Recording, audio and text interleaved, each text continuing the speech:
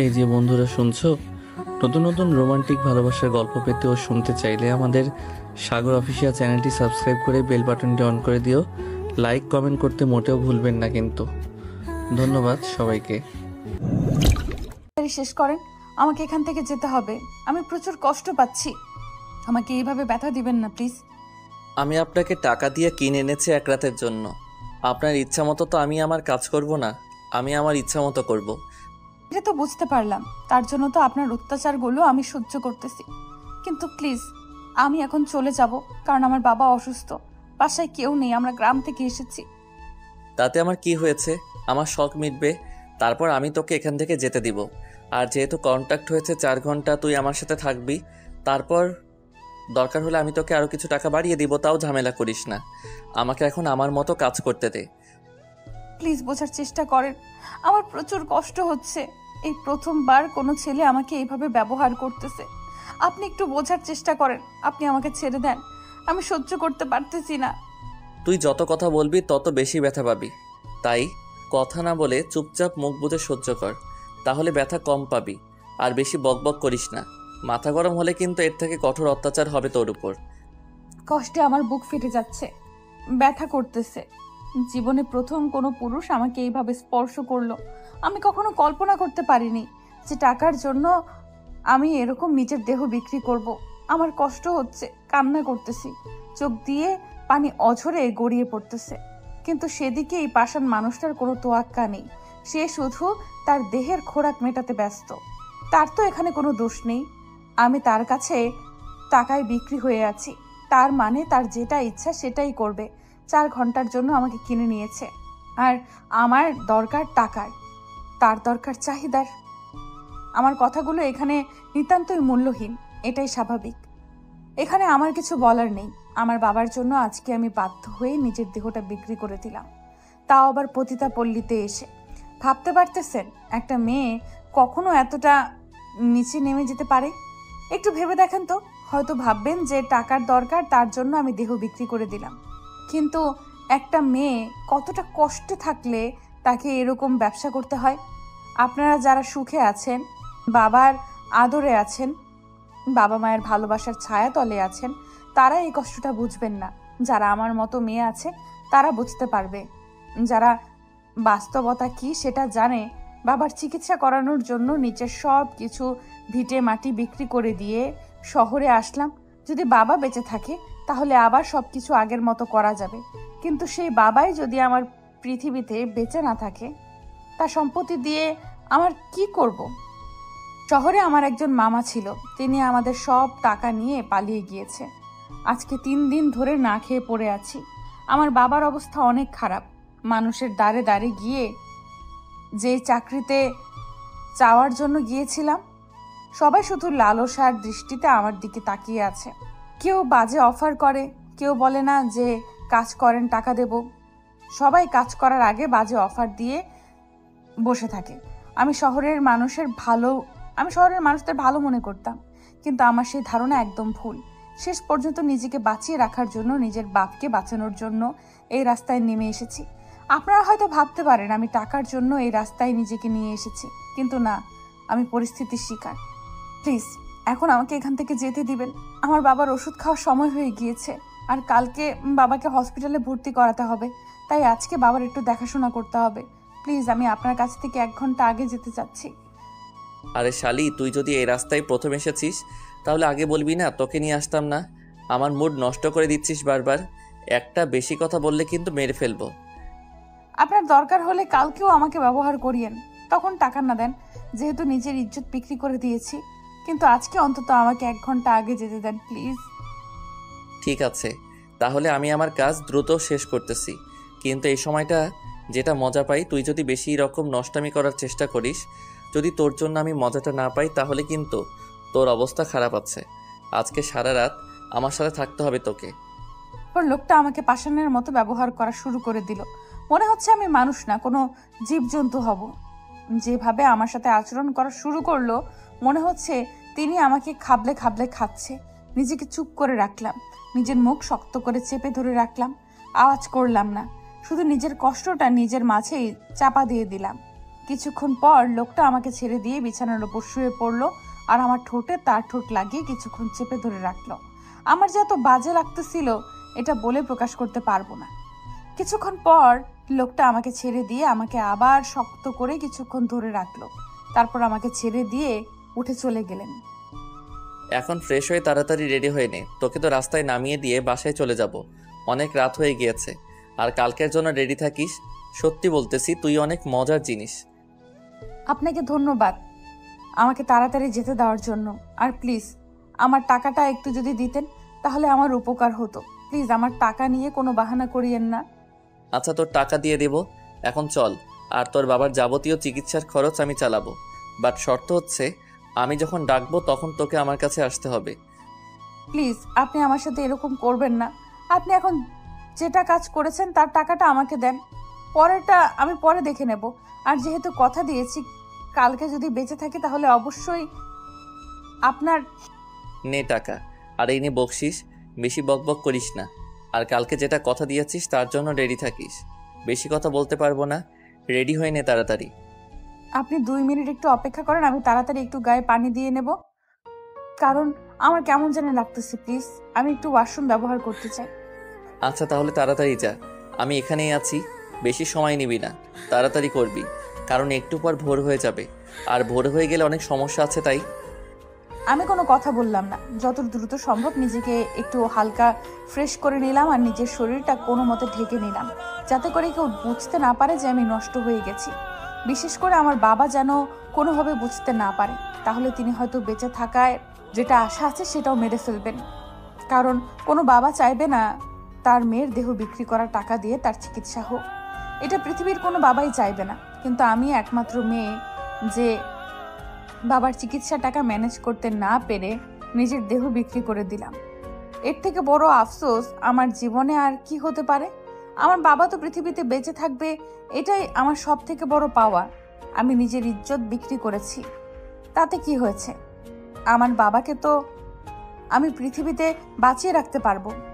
এখন তো আপনি যাওয়ার জন্য রেডি, নাকি আরও আপনার কোনো কাজ আছে? থাকলে করে নিতে পারেন, কারণ আমি এখন এখান থেকে সোজা আমার কাছে চলে যাব, আর বাসায় যাব না। সবকিছু ঠিকঠাক আছে, এখন আমাকে নিয়ে গিয়ে সেখানে দিয়ে আসতে পারেন। আমি এখন একা চলে যেতে পারবো, সমস্যা নেই। আমাকে প্লিজ শুধু সেই জায়গাটাতে নামিয়ে দিয়ে আসেন। আমাকে একটা কথা বল, আমরা তো এখন যাচ্ছি, আর তোর সাথে আমার কিছু কথা আছে। সেটা হচ্ছে, তুই এই লাইনে যেহেতু আগে কাজ করিসনি, তাহলে কি মনে করে নিজের সতীত্বটা নষ্ট করলি? আমাকে নষ্ট করার পর আপনি যদি এরকম প্রশ্ন করেন, আপনি বলেন আমি কি তার জন্য প্রস্তুত থাকবো? কখনোই না। দয়া করে আপনি এরকম কোনো প্রশ্ন করবেন না। যেটা হয়েছে আমাদের মাঝে ঝামেলা শেষ, এটা নিয়ে আমি কথা বলতে চাই না। আপনি আমাকে টাকা দিয়ে ব্যবহার করেছেন, আমি টাকার বিনিময়ে আপনাকে সুখ দিয়েছি। আমি এমনিতে জিজ্ঞেস করতেছি, এই জন্য রাগ করার কিছু নেই। কিন্তু আপনাকে দেখে তো অনেক সুন্দর মনে হয়, আর অনেক ভদ্র ফ্যামিলির মেয়ে মনে হয়। তাহলে এই কাজ কেন করলেন? আর আপনার বাবা অসুস্থ, তার জন্য ফ্যামিলিতে আর কেউ নেই, আপনাকে এরকম কাজ কেন করতে হবে?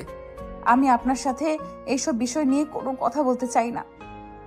আপনি আমার কাছে একটা অপরিচিত মানুষ, অপরিচিত হয়ে থাকেন। শুধু আপনার সাথে আমার এক রাতের সম্পর্ক ছিল, আর এক রাতের সম্পর্ক থাকাই বেটার মনে করি। এর থেকে বেশি কথা বলতে চাই না আমি আপনার সাথে। ঠিক আছে, আপনার যা ইচ্ছা তাই, বাট একটা কথা কি বলুন তো, আপনার মাঝে কিন্তু সেই মজা আছে, বিশ্বাস করেন। আপনার সাথে টাইম স্পেন্ড করে আমি যেটা মজা পাইছি, অন্য কারোর সাথে এরকম মজা আমি কখনো পাইনি। আমাকে এখানে নামিয়ে দেন, আমি এখান থেকে চলে যেতে পারবো, সমস্যা নেই। আপনার এত কথা শোনার আমার কোনো ইচ্ছে নেই, বুঝছেন? কারণ একটা মানুষের মাইন্ডের উপর ডিপেন্ড করে সে কি করবে না করবে। আর আপনার সাথে আমি সময় কাটিয়েছি তাই বলে এই না আপনি যা বলবেন আমি তাই শুনবো। ঠিক আছে, বাট এই ব্যথানাশকটা রাখেন, লাগিয়ে নেবেন, ঠিক হয়ে যাবে, ব্যথা করবে না কখনো। কিন্তু প্রথমবার, তার জন্য আমি আপনাকে এই সাহায্য করতে পারি। এটা মনে করবেন না যে খারাপ উদ্দেশ্য নিয়ে দিচ্ছি, আপনার ভালোর জন্যই দিচ্ছি। লাগিয়ে নিয়েন, সব কিছু ঠিকঠাক হয়ে যাবে, স্বাভাবিক হতে পারবেন। তারপর মেয়েটা গাড়ি থেকে নেমে গেল, আমার সাথে আর কোনো কথা বলল না, আমাকে আর কোনো কিছু বলার সুযোগও দিল না। মেয়েটাকে দেখতে বেশ মায়াবতী মনে হয়, চোখে হালকা কাজল, কপালে কালো টিপ, শাড়ি পরেছে, বেশ সুন্দর লাগতেছিল। আমি যখন মেয়েটাকে দেখি প্রথমে আমার মনে হচ্ছিল যে আমি ভুল দেখেছি, এরকম মেয়ে এই কাজে কখনো আসতে পারে না। কিন্তু মেয়েটা যখন আমাকে ইশারা করতেছিল তখন ভাবলাম যে হয়তো কোনো সাহায্য লাগবে। যখন আমি কাছে গেলাম তখন আমাকে বলল যে তিনি এই কাজগুলো করে। আমি বিশ্বাস করিনি। কি কি করব ভেবে পাচ্ছি না। আমি খারাপ ছিলাম তাই তাকে কিনে নিয়েছি। যদি সত্যি একটা ভালো মানুষ হতাম তাহলে এরকম কাজ কখনো করতাম না, হয়তো অন্যভাবে সাহায্য করতাম। কিন্তু আমি তো একটা খারাপ মানুষ, আমি তো একটা নষ্ট মানুষ, সব ধরনের খারাপ কাজ করি। তাহলে আমি কিভাবে ভালো চিন্তা ভাবনা করতে পারি? তাকে দেখেছি প্রথম এই লাইনে এসেছে, লোভ সামলাতে পারিনি, যেটা সত্য কথা। তাকে নিয়ে গিয়েছি টাকার বিনিময়ে, কিন্তু এখন মনে হচ্ছে আমি কাজটা একদমই ঠিক করিনি। কারণ গ্রামের মেয়েরা সবসময় সমস্যায় পড়ে, তারা প্রতারিত হয়, এটা নতুন কিছু না। শহরের মেয়েরা যে একদমই নিরাপদ, একদম ভালো সেটাও না। আসলে মেয়ে মানুষের জীবন অন্যরকমই হয়। ছেলেরা যত সহজে সব জায়গায় মানিয়ে চলতে পারে, মেয়েরা সব জায়গায় সেভাবে নিজেকে মানায় নিতে পারে না, অনেক প্রতারিত হয়। বাবা, বাবা তুমি এরকম করতেছো কিসের জন্য? আমি এই তো এসে গেছি, আর তুমি ওষুধ খাও নাই? তোমার হাতের কাছে না দিয়ে গিয়েছিলাম? মারে, আমি অনেক অসুস্থ, আমি নিঃশ্বাস নিতে পারতেছি না, আমার বুক জাম লেগে যাচ্ছে, শ্বাস নিতে কষ্ট হচ্ছে। আমি কি করব? আমাকে একটু পানি দে। আমি টাকা ম্যানেজ করতে পেরেছি বাবা, কালকে আমরা হসপিটালে যাব, তোমার কিচ্ছু হবে না বাবা। আমি থাকতে তোমার কিচ্ছু হতে দেব না। আমি তোমাকে কালকে হসপিটালে নিয়ে যাব বাবা, তুমি আজকে রাতটা অপেক্ষা করো। পানি দে মা, পানি দে, পানি দে, পানি দে, পানি দে।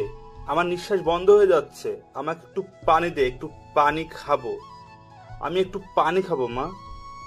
বাবা তুমি একটু শান্ত করো, এখন পানি খাওয়া যাবে না, তোমার শ্বাসকষ্ট হচ্ছে। পানি খাইতে গেলে তোমার দেখা যাবে যে গলায় যে কোনো সময় অঘটন ঘটতে পারে পানি আটকে গিয়ে। আমার খুব কষ্ট হচ্ছে, আমি সহ্য করতে পারছি না। তোর মায়ের মতো যদি আমিও তাড়াতাড়ি পরপরে চলে যেতে পারতাম, তাহলে হয়তো অনেক কষ্ট থেকে মুক্তি পেতাম। আমার কোনো কথা তোমার মাথায় আসে না? আমাকে নিয়ে তোমার একটুও টেনশন হয় না? তুমি একটু নিজেকে ধৈর্য ধরতে সাহায্য করো, আমি তোমাকে সুস্থ করে তুলবো। আল্লাহর অশেষ সহমতে তুমি সুস্থ হয়ে যাবে। কালকে হসপিটালে নিয়ে যাব তোমাকে, আমি কথা দিচ্ছি তোমার কিচ্ছু হবে না। তুমি শুধু নিজের ভিতর একটু সাহস রাখো। আমার মতো পিতা যেন কারো না হয়, কারণ যার কোনো ক্ষমতা নেই তার মেয়েকে নিয়ে টেনশন করার মতো, যার কোনো ক্ষমতা নেই তার মেয়েকে আনন্দ দেওয়ার মতো, এরকম পিতা যেন কারো না হয়। বাবা তুমি আবার এরকম কথা বলতেছো, আমার কিন্তু ভালো লাগতেছে না। আমি বাহির থেকে আসলাম, তুমি একটু নিজেকে শান্ত করো। আমরা তো কালকে হসপিটালে যাচ্ছি, প্রায় সকাল হয়ে এসেছে, দেখবে সবকিছু ঠিক হয়ে যাবে, তুমি সুস্থ হয়ে যাবে বাবা। আমি একজন বাবা হয়ে একটা মেয়ের জন্য কিছু করতে পারি না, এর থেকে খারাপ কিছু আর কি হতে পারে? আমি অসুস্থ হয়ে পড়ে আছি, আমার জন্য আমার মেয়ে, অবুঝ মেয়ে টাকা জোগাড় করতেছে। কেন বাবা তুমি এরকম করে কথা বলতেছো?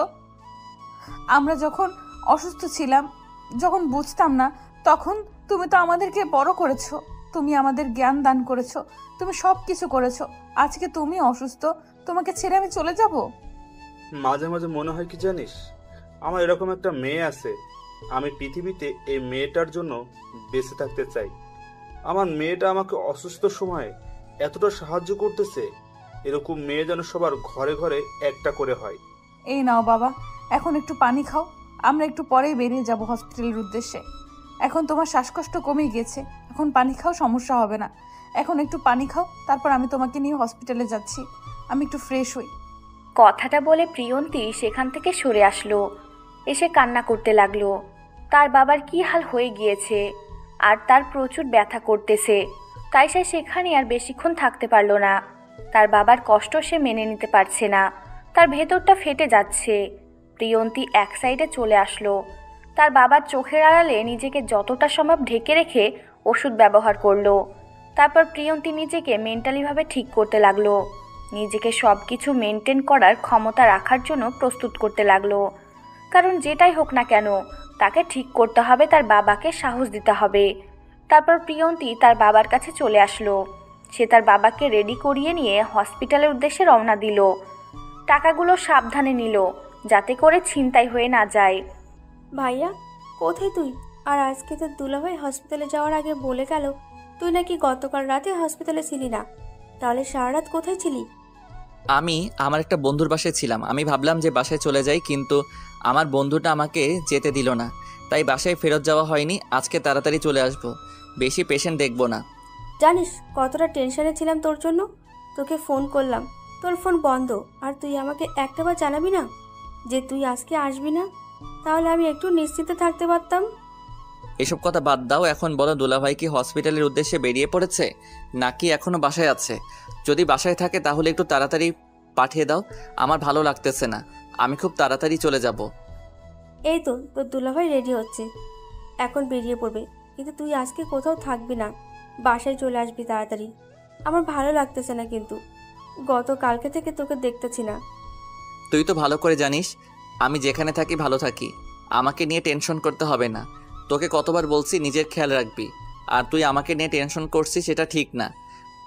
এবার তোর একটা বিয়ের ব্যবস্থা করতে হবে, বুঝিস নাই? আমার কথা তো শুনতে চাস না? যখন বিয়ে করিয়ে দেব, বউ যেটা বলবে সেটা শুনবি, তখন বুঝতে পারবি মজা কাকে বলে। তুই এসব কি আবল তাবল কথা বলতেছিস? আমি করব বিয়ে? এটা কখনো সম্ভব না, আমার বিয়ে করা সম্ভব না। আমি এখন কোনো বিয়ে করতে পারবো না, আমার সময় লাগবে। তুই এসব মাথা থেকে ঝেড়ে ফেলে দে। তারপর প্রিয় তার বোনের সাথে কথা বলা শেষ করে ফোনটা রেখে দিল। তারপর তার অ্যাসিস্ট্যান্ট এসে বলল কয়েকটা রোগী এসে পড়েছে। এখন কি প্রিয় রোগী দেখবে নাকি আরও কিছু সময় নেবে, নাকি আজকে কোনো রোগীই দেখবে না, এসব জিজ্ঞেস করলো তার অ্যাসিস্ট্যান্ট। প্রিয় বলল বেশিক্ষণ দেখবে না, 10 থেকে 12টা রোগী দেখেই চলে যাবে। আর এদিকে প্রিয়ন্তী তার বাবাকে নিয়ে এসে অপেক্ষা করতেছে কখন ডক্টর বসবে, কখন তার বাবাকে ডক্টরের কাছে নিয়ে যেতে পারবে। এইসব টেনশনে মনে হচ্ছে সে ক্ষয় হয়ে যাচ্ছে। প্রিয়ন্তীর সব অবসান শেষ করে প্রিয়ন্তীর ডক্টর এখন রোগী দেখা শুরু করলো। প্রিয়ন্তী একটা দীর্ঘশ্বাস নিল। প্রিয়ন্তীর আগে 2জন রোগী ছিল, তারা অনেক আগেই এসেছে। 2জন রোগীর পর প্রিয়ন্তী তার বাবাকে নিয়ে বসে আছে। তার মানে 3 নাম্বার সিরিয়ালে প্রিয়ন্তী ভিতরে যেতে পারবে তার বাবাকে নিয়ে। প্রিয় সব কিছু দেখাশোনা করা শুরু করে দিল পেশেন্টদের। তারপর তাদের কিছু টেস্ট দিল, টেস্টগুলো করিয়ে নিতে বলল। একে একে 2জনকে দেখা শেষ করলো। তারপর 3 নাম্বার যখন রোগী তার কেবিনে প্রবেশ করলো, প্রিয় মাথা নিচু করে কি জানি লেখালেখি করতেছিল। হঠাৎ করে মেয়েটার দিকে তাকিয়ে দেখে গতকাল রাতে যে মেয়ের সাথে সারা রাত পার করেছিল সেই মেয়ে একটা বৃদ্ধ লোক নিয়ে এসেছে। প্রিয় তাড়াতাড়ি উঠে গিয়ে লোকটাকে ধরে এক জায়গায় বসিয়ে দিল। তারপর প্রিয়ন্তীর দিকে কিছুক্ষণ তাকিয়ে রইল। তারপর সে ভাবল তাহলে এই লোকটার জন্য প্রিয়ন্তী কাল তার কাছে নিজের ইজ্জত বিক্রি করে দিয়েছিল। কি হয়েছে? ওনার সমস্যা কি? মানে কি সমস্যার জন্য ওনার এই অবস্থায়? প্রাথমিক সমস্যা আপনারা কি বুঝতে পেরেছেন? সমস্যা বলতে হচ্ছে যে ওনার নাকি পেট ব্যথা আর শ্বাস নিতে অনেক কষ্ট হয়, যার জন্য বুক জ্বালা পোড়া করে, আর আগে প্রচুর পরিমাণে ধূমপান করতো। তাহলে এই অবস্থা? আচ্ছা, আমি দেখতেছি কি করা যায়। আমি কয়েকটা টেস্ট দিচ্ছি, সেগুলো আমার অ্যাসিস্ট্যান্ট করিয়ে এনে দিবে, সমস্যা নাই। আপনি শুধু তার সাথে থাকবেন। দেখেন ডক্টর, আমি কিছু বলতে পারছি না, কিন্তু একটা অনুরোধ আপনাকে করব, সেটা হচ্ছে যে কোনো প্রকারে আপনি আমার বাবাকে বাঁচিয়ে রাখবেন, আমার জীবনের বিনিময়ে হলেও। আমি কথা দিতে পারবো না, আর আমার দিক দিয়ে যতটা সম্ভব আমি চেষ্টা করে যাব। বাকিটা আল্লাহ তাআলার ইচ্ছা। সেটা তো আমি ভালো করে জানি, কিন্তু আমার বাবা যদি পৃথিবীতে বেঁচে না থাকে তাহলে আমি বেঁচে থাকতে পারবো না। আপনার কাছে এটাই অনুরোধ, যেন চিকিৎসার কমতি রেখে আমার বাবার মৃত্যু না হয়। সর্বোচ্চ চিকিৎসা করেন, যত টাকা লাগে আমি ব্যবস্থা করব। আপনি একদম টেনশন করবেন না, আমি সব কিছুর ব্যবস্থা করতেছি, সব কিছু ঠিকঠাক হয়ে যাবে। আপনি শুধু আল্লাহর কাছে দোয়া করেন, আর এখন যে টেস্টগুলো দিচ্ছি সেগুলো করিয়ে নিয়ে আসেন। আমি তো এসব কিছু চিনি না, শহরে নতুন, হসপিটালে অনেক দালাল আছে আমি শুনেছি। আমার কয়েকজন আত্মীয় স্বজন বলেছিল যখন গ্রাম থেকে এসেছিলাম। আমি বললাম কি আমার অ্যাসিস্ট্যান্ট সব কিছু করিয়ে নিয়ে আসবে, আর আপনাকে কোনো টেনশন করতে হবে না। এখানে কোনো দালালের হাতে আপনাকে পড়তে হবে না। হসপিটালে অনেক দালাল আছে, সেটাও আমি বলতেছি। আপনাকে কোনো টেনশন করতে হবে না, আপনার বাবাকে আমি দেখতেছি। আপনাকে অনেক ধন্যবাদ ডক্টর, আমার এত বড় উপকার করতে যাচ্ছেন। আচ্ছা তাহলে আমরা টেস্টগুলো করিয়ে নিয়ে আসি, কারণ আপনার তো দায়িত্ব আছে অন্যদের দেখার, অন্যের সমস্যা সমাধান করার। আচ্ছা, তাহলে একটু পর দেখা হচ্ছে। আমি আজকে বেশি পেশেন্ট দেখবো না, বাসে চলে যাব তাড়াতাড়ি। আর আপনার বাবার টেস্ট আসলে সরাসরি আমার রুমে প্রবেশ করবেন, কে কি বলে বলুক, সেটা দেখার সময় নেই আপনার। আমি দেখি কি ওষুধ দেওয়া যায়, নাকে অপারেশন করা লাগে না কি করা লাগে, সব কিছু আমি দেখব। ধন্যবাদ ডক্টর। তাহলে এখন আমি যাচ্ছি। আপনার অ্যাসিস্ট্যান্টকে একটু বলে দেন ভালো মতো করে। আর আমরা গ্রাম থেকে এসেছি তো সব কিছু সহজেই সহজ সরল মনে করে মেনে নিই, কিন্তু শহরের মানুষরা এরকম না। আমি বুঝতে পেরেছি আপনার মনের কথাগুলো, আপনি কি বলতে চাচ্ছেন। আমি সব কিছু বুঝতে পেরেছি। আপনার যে ধারণা সব কিছু সত্যি, বাট এখন আমাকে বিশ্বাস করতে পারেন। বাট কথা হচ্ছে যে আপনারা এখন এখান থেকে চলে যাওয়া উচিত। মানে আপনার বাবার টেস্টগুলো করিয়ে নেন যত দ্রুত সম্ভব। প্রিয় যে কথাগুলো বলল, প্রিয়ন্তী সেটা অক্ষরে অক্ষরে পালন করা শুরু করলো। প্রিয় তার অ্যাসিস্ট্যান্টকে পাঠিয়ে দিল প্রিয়ন্তীর বাবাকে যেন সব টেস্ট করিয়ে নিয়ে আসে, আর কোথাও যেন বেশি টাকা না দেওয়া হয়। যেখানে যেটা টাকা লাগবে শুধু পর্যাপ্ত পরিমাণ টাকা দিয়ে সেখান থেকে টেস্টগুলো করিয়ে নিয়ে আসার কথা বলল, আর উন্নত মানের টেস্টগুলো করাতে বলল। তারপর প্রিয় বাকি পেশেন্টদের দেখতে লাগলো, কিন্তু তার টেনশন হচ্ছে যে মেয়েটা রাতে তার কাছে নিজেকে টাকার কাছে সঁপে দিল। সেই মেয়েটা আবার ভাগ্যক্রমে তার হসপিটালে তার বাবাকে বাঁচানোর জন্য এত কিছু করেছে। তার একটা তো দায়িত্ব আছে, কিছু একটা করার। যদিও চেষ্টা করলে মানুষটাকে যদি বাঁচানো যায় তাহলে প্রিয় তার সর্বোচ্চ চেষ্টা করবে। প্রিয়ন্তী তার বাবার সব টেস্ট করে নিল, আর যেহেতু প্রিয় এর অ্যাসিস্ট্যান্ট ছিল সাথে, তাই সব টেস্টের রিপোর্ট খুব তাড়াতাড়ি দিয়ে দিল। কারণ প্রিয় হচ্ছে এই হসপিটালের মালিকের ছেলে। প্রিয়র বাবা মারা গিয়েছে, তার দাদু ভাই এবং প্রিয় দুজনে মিলে এই হসপিটাল সামলায়। তার বোন একজন গাইনি ডক্টর। এখন সে প্রেগনেন্ট, তার জন্য হসপিটাল আসা বন্ধ করে দিয়েছে। বলা যায় প্রিয়র পরিবারের সবাই ডক্টর, তার বাবা মা, তার ভাই, তার বোন। তার ভাই বাহিরের দেশে থাকে, কখনো দেখা হয় না। মাঝে মধ্যে কলে কথা বললে বলে, না হলে নেই। 10টা রোগী অলরেডি দেখে ফেলেছে প্রিয়। তার মাথায় চাপ নিতে পারতেছে না, তাই সে সব কিছু বন্ধ করে দিয়ে বসে রইল। কেউ যেন এখানে না আসে। সব পেশেন্ট অন্য ডক্টরের কাছে পাঠিয়ে দিল। প্রিয়র কোনো কিছু ভালো লাগতেছে না, শুধু টেনশন হচ্ছে কি হবে না হবে প্রিয়ন্তীর বাবার। ডক্টর এই রিপোর্টগুলো দিয়েছে। কই এদিকে দেন, দেখি কি করতে বলা হয়েছে। আমি সব কিছু চেক করে আপনাকে ডাকবো। আপনি এখন বাইরে গিয়ে অপেক্ষা করেন। বাবা তো একা চলাচল করতে পারে না, তার জন্য আমাকে এখানে থাকতে হবে। আমি এখানে থাকলে তো সমস্যা হওয়ার কথা না। আমাকে বিশ্বাস করতে পারেন, আমি আছি। আর আপনাকে এখানে থাকা যাবে না, আমার কিছু দেখাশোনা করতে হবে তো। তার জন্য আপনি একটু বাইরে গিয়ে অপেক্ষা করেন, আমি একটু পর আপনাকে ডেকে নেব। প্রিয়ন্তী প্রথমে মোটেও যেতে চাচ্ছিল না। যখন একটু হালকা পাতলা বুঝিয়ে দিল তখন প্রিয়ন্তী বাইরে চলে গেল। আর এদিকে প্রিয় তার রিপোর্টগুলো চেক করে দেখল যে ফুসফুসের সমস্যা হয়েছে, আর পেটে ব্যথার কারণ হচ্ছে যে অতিরিক্ত সিগারেট খাওয়ার ফলে পেটে এক প্রকার গ্যাস সৃষ্টি হয়, আর সেই গ্যাস থেকে ঘা তৈরি হয়েছে। পেটের ভিতর এত বড় ঘা হয়েছে, সেটা ঠিক করা মোটেও সম্ভব না। ওষুধ দিলেও কাজ হবে না, তাকে বাঁচানো কোনোভাবেই সম্ভব না। এটা কম করে হলেও 2 বছর ধরে হয়ে এসেছে।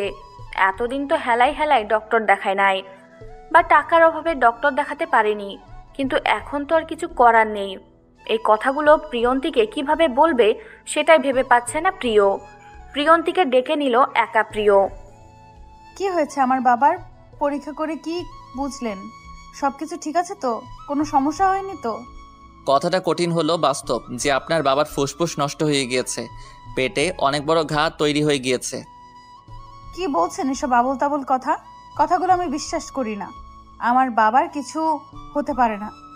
আপনি ভুল কিছু দেখেছেন হয়তো। আপনি আবার পরীক্ষা করতে দেন। আপনি অযথা উত্তেজিত হবেন না। এখন মাত্র আমরা টেস্টের রিপোর্ট হাতে পেলাম, এখন দেখি আমার কতদূর কি করতে পারি। আমরা আমাদের সর্বোচ্চ চেষ্টা করব। প্লিজ ডক্টর, আপনারা চেষ্টা করেন আমার বাবাকে বাঁচিয়ে রাখার, না হলে আমি কিন্তু শ্বাস বন্ধ হয়ে মারা যাব। একদম টেনশন করবেন না, আমরা সব কিছু দেখাশোনা করতেছি। আপনি নিশ্চিন্তে থাকতে পারেন, এখন কিছু হবে না। বাট আমরা বলতে পারতেছি না কখন ঘটনা ঘটে যাবে। আচ্ছা ডক্টর, কত টাকা লাগতে পারে আনুমানিক? আমাকে যদি একটু হিসাবটা দিতেন তাহলে আমি সেই হিসাবে টাকার ব্যবস্থা করা শুরু করে দিতাম। আমার গ্রামে ফিরে এসে আমি দেখি আমার কিছু আত্মীয় স্বজন আছে, তাদের থেকে টাকা নিয়ে আসতে পারি কিনা। আগে এত ব্যস্ত হওয়ার কিছু নেই। আগে দেখি আমরা সব ডক্টর মিলে আপনার বাবাকে নিয়ে একটা মিটিং করব। যদি সবাই সাহস পায় অপারেশন করার তাহলে অবশ্যই আমরা অপারেশন করব, কিন্তু ফুসফুসের সমস্যাটাকে দূর করতে পারবো না। তার জন্য তাকে ধূমপান থেকে মুক্ত রাখতে হবে। আর সবথেকে বড় কথা হলো ফুসফুসের সমস্যার জন্য তিনি কখন পরপারে পাড়ি জমাবে আমরা সেটা বলতে পারি না। প্লিজ ডক্টর, আপনারা দেখুন অন্তত আমার বাবার ইচ্ছেগুলো যেন আমি পূরণ করতে পারি, তাকে যেন আমি সুস্থ করতে পারি এবার। প্লিজ আপনি সেই মোতাবেক একটা কিছু করেন। আমি জানি আল্লাহ তাআলা যার যেভাবে মৃত্যু রেখেছে তার মৃত্যু ঠিক তেমনভাবেই হবে, কিন্তু আমার বাবার কিছু আবদার আছে, আমি যেন সে আবদারগুলো পালন করতে পারি সেই ব্যবস্থা করে দেন। আপনি এখন টেনশন করবেন না, আমরা দেখতেছি কতদূর কি করা যায়। আমরা আমাদের সর্বোচ্চ চেষ্টা করব। আমি বলতেছি তো, এখন আপনি গিয়ে নিশ্চিন্তে একটু ঠান্ডা মাথায় থাকার চেষ্টা করেন। আমরা দেখতেছি, মিটিং শেষ করে আপনাকে জানাবো। প্রিয়ন্তী কোনোভাবেই নিজেকে ঠিক রাখতে পারতেছে না। আর এদিকে প্রিয় কি বলবে কিছু বলার ভাষা নাই তার মুখে। যে একটা মেয়ে বাবাকে কতটা ভালোবাসলে নিজের দেহ বিক্রি করা টাকা দিয়ে তার চিকিৎসা করাতে চায়, একটা মেয়ে একটা বাবাকে কতটা ভালোবাসলে তাকে এই পৃথিবীর মুক্ত আকাশের নিচে বাঁচিয়ে রাখতে চায় নিজের জীবন দিয়ে হলেও। আজকে প্রিয়ন্তীর এরকম ব্যবহার, এরকম বাবা মায়ের উপর ভালোবাসা, এরকম তার বাবার প্রতি অতিরিক্ত ভালোবাসাটা প্রিয় কেন জানি মেনে নিতে পারতেছে না। কারণ তার বাবা মা তাকে কখনো সময় দেয়নি, তারা সব সময় ব্যস্ত ছিল নিজেদের কাজে, তাদেরকে কখনো এতটা আদরে রাখেনি। তাদের যে চাহিদাগুলো ছিল সেগুলো মিটিয়েছে, কিন্তু তাদের যে ভালোবাসাটা দরকার ছিল ভালোবাসাটা কখনো অনুভব করতে পারেনি। প্রিয় সব কিছু ব্যবস্থা করলো, মিটিং ডাকলো, ভিডিও কনফারেন্সে কয়েকজন আমেরিকান ডক্টরের সাথে কথা বলল। সব কিছু দেখাশোনা করার পর সবাই বলল যে এটা কোনোভাবেই সম্ভব না, অনেক রিস্ক, অপারেশন থিয়েটারে রোগী মারা যেতে পারে, আর অপারেশন করে কোনো কিছু হবে না কারণ তার ফুসফুসের সমস্যা ধরা পড়েছে, আর শ্বাসকষ্টের যে কোনো সময় তার শ্বাসরোধ হতে পারে। তারপর সবাই একটা ডিসিশন নিল যে তাকে হাই পাওয়ার মেডিসিন দিয়ে 6 থেকে 7 বাঁচিয়ে রাখা যাবে। সব কিছু ঠিকঠাক করে হঠাৎ করে তিনি এই পৃথিবী থেকে চলে যাবে। সবাই শেষ পর্যন্ত এই সিদ্ধান্তে উপনীত হলো, আর এই সিদ্ধান্ত কাউকে জানানো হবে না। তারপর প্রিয় সেখান থেকে বের হয়ে এসে দেখে প্রিয়ন্তী তার রুমের সামনে এসে দাঁড়িয়ে আছে। দেখে মনে হচ্ছে কতদিন ধরে কিছু খায় না, একদম শুকিয়ে গিয়েছে। আপনি এখন এখানে দাঁড়িয়ে আছেন, আপনার বাবা তো ঠিক হয়ে যাবে, সমস্যা নেই। আমরা সবাই মিটিং করলাম, কথা বললাম, সবাই বলতেছে যে ঠিক হয়ে যাবে। কিছু মেডিসিন এখন আবিষ্কার হয়েছে, সেই মেডিসিনগুলো দিলে অনায়াসে দেখবেন যে 15 দিনের মধ্যে একদম আগের মতো হয়ে যাবে। আপনি সত্যিই বলছেন আমার বাবা 15 দিনের মধ্যে ঠিক হয়ে যাবে, নাকি আমাকে মিথ্যা আশ্বাস দিচ্ছেন? প্লিজ আমাকে কোনো মিথ্যা আশ্বাস দিবেন না।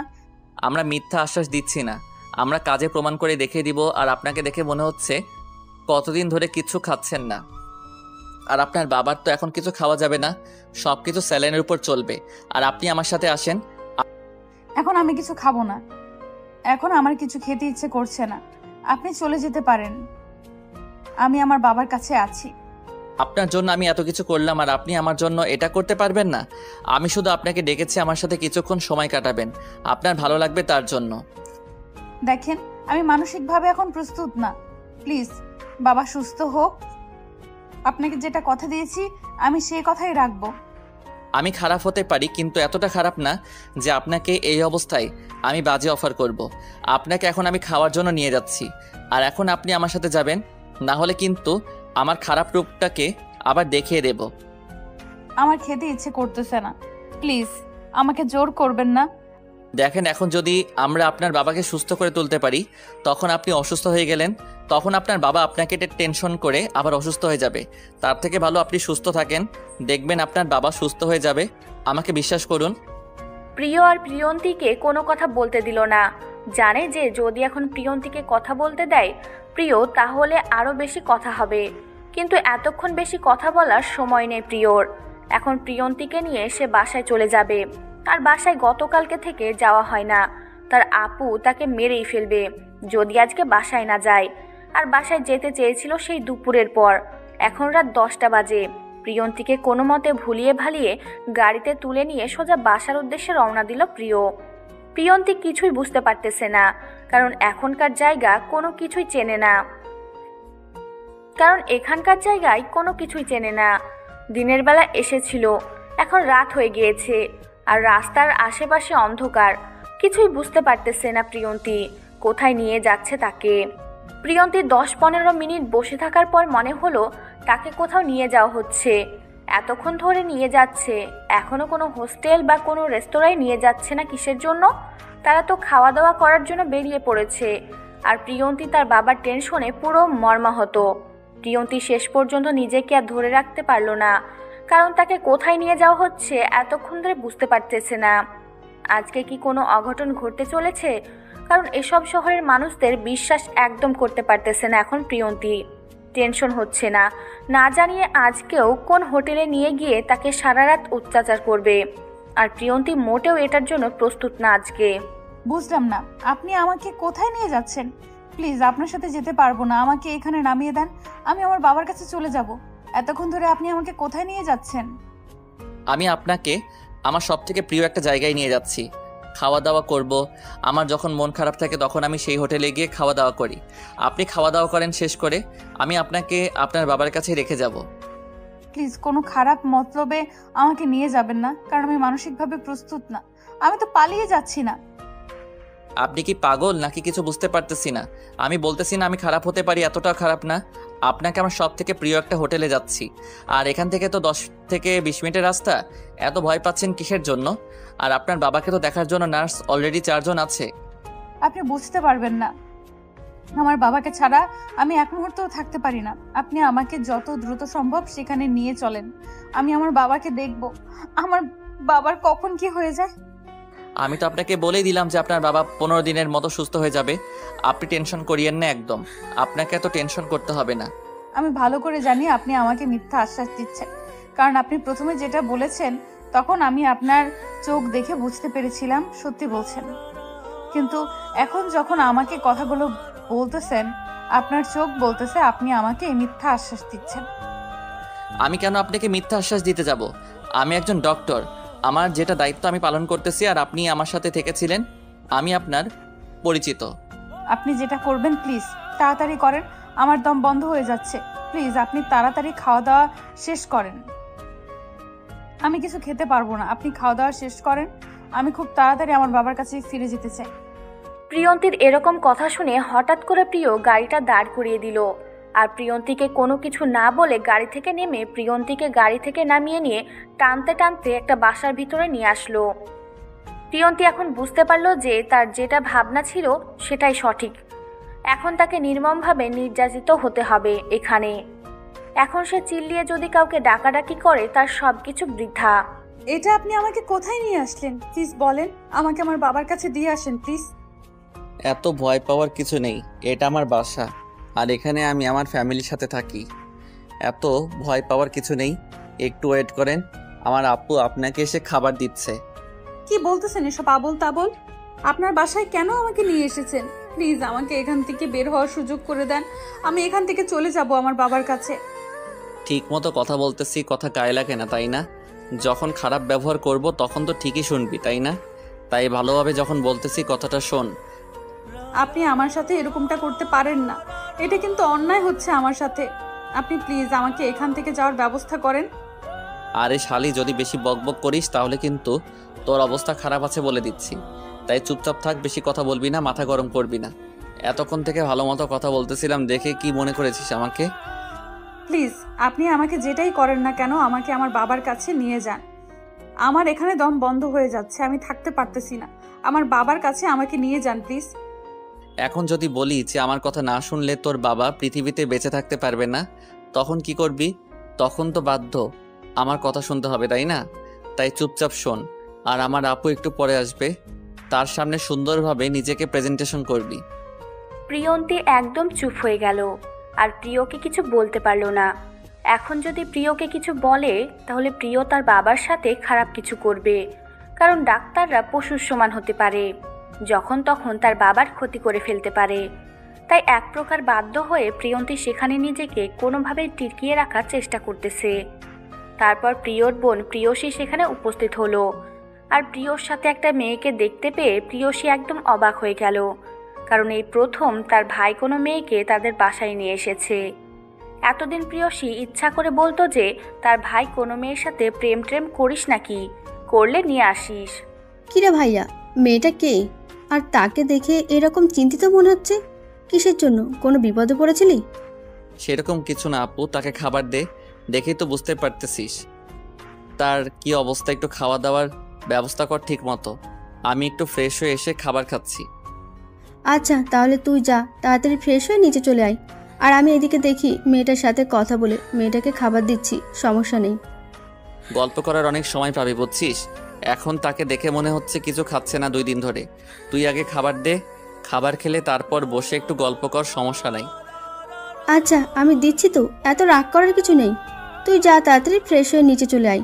আর তোর দুলাভাইয়ের খবর কি? রাত তো অনেক হলো, এখন ফিরবে নাকি হসপিটালে? কোনো জরুরি কাম আছে? বেশিক্ষণ সময় নেবে না, আমি আসার সময় কথা বলার সুযোগ পাইনি। ফোন করে শুনে নে কখন আসবে, হয়তো চলে আসবে। বুঝতে পারলাম না, তুই আমার সাথে এইভাবে কথা বলতেছিস কিসের জন্য? এর আগে তো তুই কখনো আমার সাথে এইরকম করে কথা বলিস না। আর তোর আজকে কি হয়েছে বলতো? স্বাভাবিকভাবে কথা বলেছি। তোর যদি খারাপ মনে হয় তাহলে তো এখানে আমার কিছু করার নেই, বুঝছিস। এখন চুপচাপ যেটা করতে বলছি কর। মেয়েটাকে খাবার দে তাড়াতাড়ি। এত বকবক করিস কেন? কথাটা বলে প্রিয় সেখান থেকে চলে গেল। আর প্রিয়সী প্রিয়ন্তীকে নিয়ে বসিয়ে দিল খাবার টেবিলে। কারণ মেয়েটাকে দেখেই বোঝা যাচ্ছে হয়তো 2-1 দিন ধরে কিছু খাচ্ছে না, মুখটা একদম শুকিয়ে গিয়েছে, নিজস্ব রূপ কেমন জানি বিলীন হয়ে গিয়েছে। প্রিয়সী দেখল যে মেয়েটা অনেক ভয়ে আছে বা আতঙ্কে আছে বলা চলে। তার মুখ থেকে কোনো কথা বের করার মতো সিস্টেম খুঁজে পাচ্ছে না প্রিয়সী, কি বলবে। আর প্রিয়সী যেহেতু একজন ডক্টর, তাই সে খুব ভালোভাবেই মানুষের মনের কথাগুলো আন্দাজ করতে পারে। প্রিয়ন্তীকে খাবার দিল, কিন্তু প্রিয়ন্তী খাবার খাচ্ছে না। সেটা দেখে প্রিয়সী বুঝতে পারল নিশ্চয়ই কোনো ঘটনা আছে এর মধ্যে, না হলে তো এরকম করার কথা না। আচ্ছা তোমার সাথে আমার এই রাক্ষস ভাইটার পরিচয় হলো কিভাবে? আমি তো বুঝলাম না, তোমার মতো এত শান্তশিষ্ট ভদ্র মেয়েটা আমার ভাইয়ের সাথে কি কানেকশন? এখানে তো প্রিয়ন্তী সত্যি কথাটা বলতে পারবে না। সে তার ভাইয়ের কাছে তার দেহ বিক্রি করার সময় থেকে পরিচয়, এই কথাটা তো বলতে পারে না, কারণ এটা তো বলার মতো কথা নয়। প্রিয়ন্তী নিজেকে কন্ট্রোল চেষ্টা করতেছে, সব কিছু থেকে নিজেকে স্বাভাবিক করার চেষ্টা করতেছে, কিন্তু পারতেছে না। এটা তার ব্যর্থতা। তার বাবার টেনশনে সে কিছুই করতে পারতেছে না, নিজেকে স্বাভাবিক করতে পারতেছে না, নিজের মন মানসিকতা ঠিক করতে পারতেছে না। সব কিছুই কেমন যেন এলোমেলো হয়ে যাচ্ছে তার জীবনে। কি হলো, এইভাবে চুপ করে আছো যে? ব্যাপার কি? কথা বলো, কি হয়েছে? তোমার সমস্যা কি? তুমি এইভাবে চুপচাপ থাকলে আমার ভালো লাগে না। আমার কথা বলা মানুষ খুব ভালো লাগে। আসলে আপু, আমার আব্বু অনেক অসুস্থ, তাকে নিয়ে ডক্টরের কাছে এসেছিলাম। আর ডক্টরটা আপনার ভাই ছিল। আর আব্বুর অবস্থা খুবই খারাপ। আমাকে বলল যে হোটেলে গিয়ে কিছু খেয়ে তারপর আমাকে হসপিটালে নিয়ে নামিয়ে দেবে, কিন্তু তিনি সেটা না করে আমাকে বাসায় নিয়ে আসলেন। আমি তো বুঝলাম না কিছু। ও আচ্ছা, তাহলে এই ব্যাপার। সমস্যা নেই, খাওয়া দাওয়া করো, তোমাকে আবার হসপিটালে নিয়ে যাওয়া হবে, সমস্যা নেই। টেনশন করো না, তোমার কিচ্ছু হবে না। যেহেতু আমার ভাইয়া তোমার বাবার চিকিৎসার দায়িত্ব নিয়েছে, নিশ্চিন্তে থাকতে পারো। আসলে আপু, আমি নিজেকে কন্ট্রোল করতে পারতেছি না নিজেকে স্বাভাবিক করতে। বললাম তো, দেখবে যে 2-1 সপ্তাহের মধ্যে তোমার বাবা পুরোপুরি সুস্থ হয়ে যাবে। তুমি একদম টেনশন করো না। খাবার রেডি করে রেখেছি, তোমার খাওয়া দাওয়া শেষ করো। আমি একটু আমার স্বামীর সাথে কথা বলে আসি। কি হলো, কোথায় যাচ্ছিস? আর খাবার দাবার কিছু খেয়েছি নাকি, না খেয়ে বসে আছে? হালকা কিছু খেয়েছে, তুই দেখ আরও কিছু খাওয়াতে পারলে ভালো হয়। আমি একটু তোর দুলাভাইয়ের সাথে কথা বলে আসি, খুব টেনশন হচ্ছে আমার তো। তুই কি খাওয়া দাওয়া করেছিস নাকি কিছু না খেয়ে দুলাভাইয়ের জন্য টেনশনে বসে আছিস? বুঝতেছি না তো, খাওয়া দাওয়া করছিস নাকি সব কিছু উল্টাপাল্টা? দেখ আমাকে টাইম মেনটেন করতে শেখাতে আসিস না, বুঝেছিস? কারণ আমি একজন ডক্টর, এটা আবার ভুলে যাস না। আমি সব কিছু টাইমলি করি। সেটা মনে থাকলেই ভালো কথা যে তুই একজন ডক্টর। আমি তো ভুলে গিয়েছিলাম তুই একজন ডক্টর। মেয়েটা দেখতে কিন্তু অনেক সুন্দর, তোর সাথে অনেক ভালো মানাবে। আর এই পরিবারের সবার সাথে অনেক সুন্দর মানিয়েছে, মনে হচ্ছে যে একটা পরিবারের সদস্য। আর কি বলবো, বাকিটা তোর ইচ্ছা। আমার কথার দাম দিস না। এসব ফালতু কথা বাদ দে, মাথা থেকে সব কথাবার্তা ছেড়ে ফেলে দে। আমি তাকে সাহায্য করতেছি, সাহায্য করা শেষ হলে তাকে বিদায় দেব। এখন চুপচাপ তুই তোর কাজ কর, যা ভাগ। কথাটা বলে প্রিয় প্রিয়ন্তীর পাশে এসে বসে পড়ল। আর প্রিয়ন্তীর দিকে তাকিয়ে দেখে প্রিয়ন্তী অনেক চিন্তা করতেছে। প্রিয় কিছু না বলে চুপচাপ প্রিয়ন্তীর মুখে খাবার তুলে ধরল। প্রিয়ন্তী কল্পনা করতে পারেনি যে প্রিয় তার সাথে এরকম আচরণ করবে। প্রিয়ন্তী একদম অবাক হয়ে গিয়েছে। প্রিয় যখন আবার খাবার মুখের দিকে ধরল, তখন প্রিয়ন্তী না করতে পারল না, খেয়ে নিল। আবার প্রিয় খাবার মুখে তুলে ধরল, আবার প্রিয়ন্তী খেয়ে নিল। আসলে সত্যি বলতে কি, প্রিয়ন্তীর অনেক ক্ষুধা লেগেছিল, কিন্তু সেটা প্রকাশ করতে পারছিল না। কারণ গরিব মানুষ তো ক্ষুধা সহ্য করার মতো ক্ষমতা রাখে, আর মেয়ে মানুষ এমনিতেই না খেয়ে 3-4 দিনও থাকতে পারে। এটা মেয়েদের একটা স্পেশাল পাওয়ার বলা চলে। খাওয়া দাওয়া শেষ হয়ে গেল। তারপর প্রিয়ন্তী প্রিয়কে কিছু বলতে পারতেছে না। তার সাহস হচ্ছে না এখন যদি উল্টাপাল্টা কিছু বলে দেয়, কিন্তু তার মন তো এখানে থাকতেছে না। তার মন হসপিটালে পড়ে আছে। তার বাবা যে কি অবস্থায় আছে বুঝতে পারতেছে না প্রিয়ন্তী। প্রিয়ন্তীর হাত ধরে এক প্রকার জোর করে তাদের বাসার ছাদে নিয়ে গেল। প্রিয়ন্তী প্রিয়দের বাসার ছাদে গিয়ে অবাক হয়ে গেল। এত সুন্দর বাসার ছাদ, এখানে কি বলবে প্রিয়ন্তী অবাক হয়ে চারিপাশে তাকিয়ে দেখতে লাগলো। অনেক সুন্দর, তার উপর রাতে পূর্ণিমা চাঁদের আলো। একদম অন্যরকম একটা মোমেন্ট তৈরি করে দিল মুহূর্তের মধ্যে। তারপর হঠাৎ করে প্রিয় যেটা করলো, সেটার জন্য মোটেও প্রস্তুত ছিল না প্রিয়ন্তী। আপনি আমার সাথে এসব কি ব্যবহার করতেছেন? আপনার মন মানসিকতা সত্যিই খারাপ। বলতেছি না আমার সাথে সবসময় ভালো ব্যবহার করার চেষ্টা করবি, কারণ বেশি যদি খারাপ ব্যবহার কর তাহলে ভেবে দেখো আমি কি করতে পারি। সেটা তো আমি খুব ভালো করেই জানি ডক্টর। আপনি পশু, আপনার দ্বারা সবকিছু সম্ভব, কিন্তু প্লিজ আমার বাবার সাথে এরকম কোনো কাজ করবেন না। আমাকে যত খুশি ব্যবহার করেন, আমার বাবার কিচ্ছু ক্ষতি করবেন না। এই তো বুঝতেই পেরেছেন, তাহলে আমার সামনে নিজেকে স্বাভাবিক করার চেষ্টা করেন। আমি তো বলেছি আপনার বাবা সুস্থ হবে, তাই না? তাহলে অস্বাভাবিক আচরণ করার কি আছে? আর অস্বাভাবিক আচরণ করলে আমি এরকম খারাপ ব্যবহার করব? আমি খুব ভালো করেই জানি আপনার সাথে কথা বলে আমি পারবো না, তাই প্লিজ আমি আপনার সাথে কোনো তর্ক করতে চাই না, আমাকে মাফ করবেন। আচ্ছা একটা কথা ভাবো তো, যদি তুমি আমার সাথে সারা জীবন থাকো তাহলে কেমন হবে? আমার তো মনে হচ্ছে আমি হয়তো এক্সট্রা কিছু শক্তি পাবো। এটা কখনো সম্ভব না, কখনোই সম্ভব না। আমি কখনোই আপনার সাথে সারা জীবন থাকতে পারবো না। এসব কোনো কিছু কল্পনাও করবেন না আপনি। যে মানুষটা তার বাবাকে এতটা ভালোবাসতে পারে, সেই মানুষটার জীবন সঙ্গীকে কতটা ভালোবাসতে পারে একটু ভাবতে গেলেই তো গা শিউরে ওঠে। আপনি এসব কি আবোল তাবোল কথা বলতেছেন? বুঝতে পারতেছি না তো এসব কি ভাবতেছেন আপনি। আমাকে এখান থেকে যেতে দেন প্লিজ, আমাকে যেতে দেন। আমি আপনার পায়ে ধরে বলতেছি, আমি এখন আমার বাবার কাছে যাব। আমাকে নিয়ে চলেন প্লিজ। আমি তোমাকে বিয়ে করতে চাই, সারা জীবন তোমার সাথে পার করতে চাই।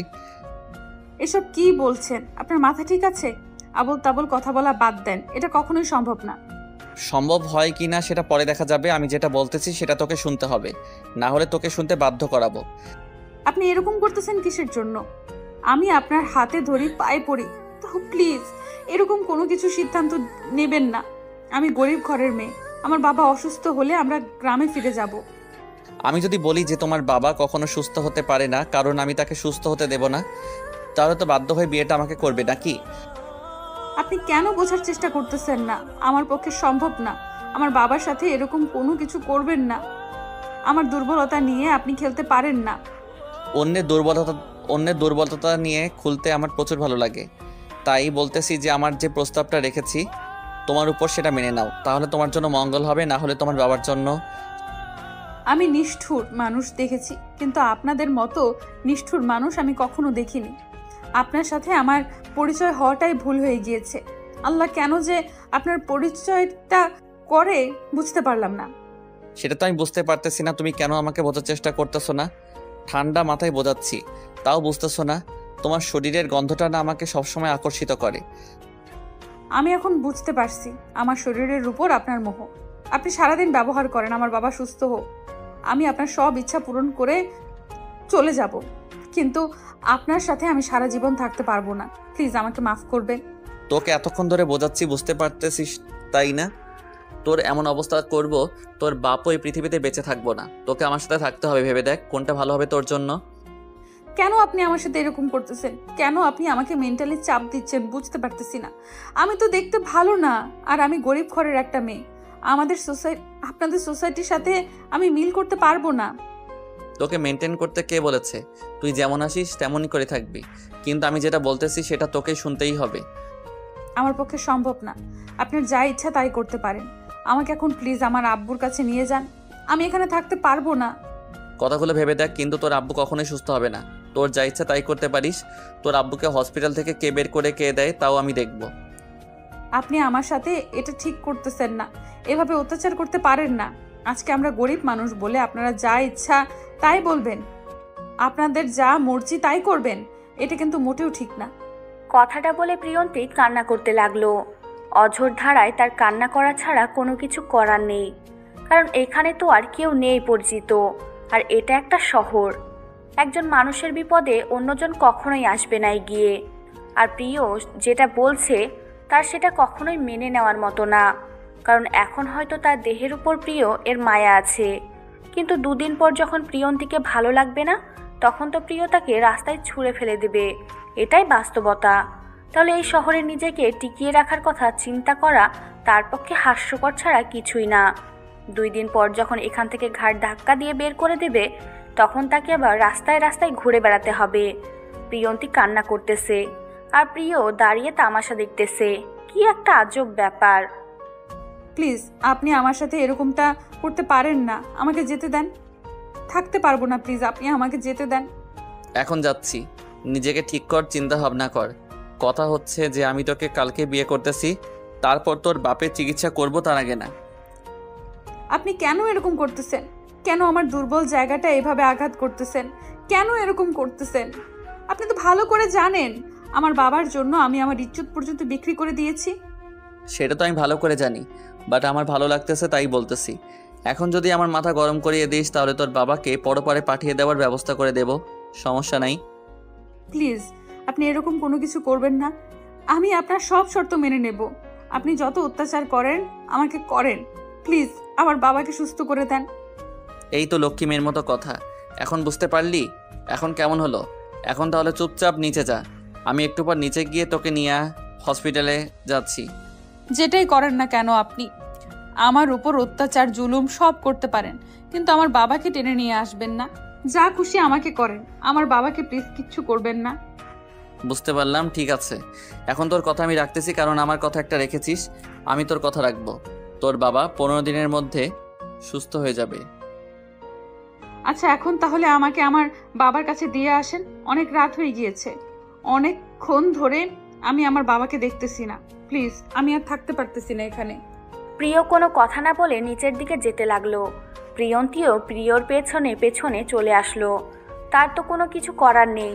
প্রিয়সী তার স্বামীর জন্য অপেক্ষা করতেছে, এখনো আসতেছে না। প্রিয়কে এই বিষয়ে কিছু বলতে পারতেছে না, কারণ অনেক ভালো মুডে আছে এখন। এসব বললে তার মুড খারাপ করতে চায় না প্রিয়সী। কি হলো, এতবার ফোন দিচ্ছ কিসের জন্য? আমি একটা অপারেশন করতেছিলাম, শেষ করে এইমাত্র ফ্রেশ হয়ে এখানে আসলাম। এখন বাসার উদ্দেশ্যে রওনা দেব। আমার মনে হয় টেনশন হয়, তাই না? যখন যেটা খুশি সেটাই করতেছো। এখন আমার কি কোনো দায়িত্ব কর্তব্য নাই যে আমার স্বামী কোথায় আছে তার খোঁজ খবর নেব? এরকম ভাবে কথা বলতেছো কিসের জন্য বুঝতে পারতেছি না তো। তুমি তো জানো এখন অবস্থা কেমন, আর এই সময় অনেক রুগী, আর আমি কি করব? আমি কি ইচ্ছা করে এরকম করতেছি? তাহলে এখন তুমি আমার সাথে ঝগড়া করবে, তাই তো? বাসায় আসো, তারপর দেখাচ্ছি মজা। তুমি আমাকে বলতে পারতে, একটা SMS করে দিতে পারতে যে আমার আজকে ফিরতে লেট হবে। এরকম করতেছো কেন বুঝতে পারতেছি না। মাথা ব্যথা করতেছে আমার। অপারেশনটা অনেকক্ষণ ধরে করতে হয়েছে, তার জন্য মাথা ঝিমঝিম করতেছে, কিছু ভালো লাগতেছে না। আমার কিচ্ছু ভালো লাগতেছে না। তাড়াতাড়ি বাসায় চলে আসো, তোমাকে ছাড়া আমি থাকতে পারবো না। এতক্ষণ তোমাকে হসপিটালে কে থাকতে বলে? অনেক ডক্টর নাইট ডিউটি আছে, তারা কি করে? সবাইকে দিয়ে সবকিছু হয় না, বুঝছো?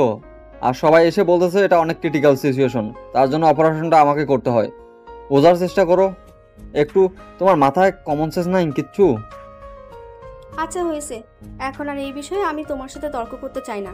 তুমি এখন তাড়াতাড়ি এখানে আসো, তারপর এটা নিয়ে কথা হবে তোমার সাথে, সামনাসামনি কথা হবে। আসো।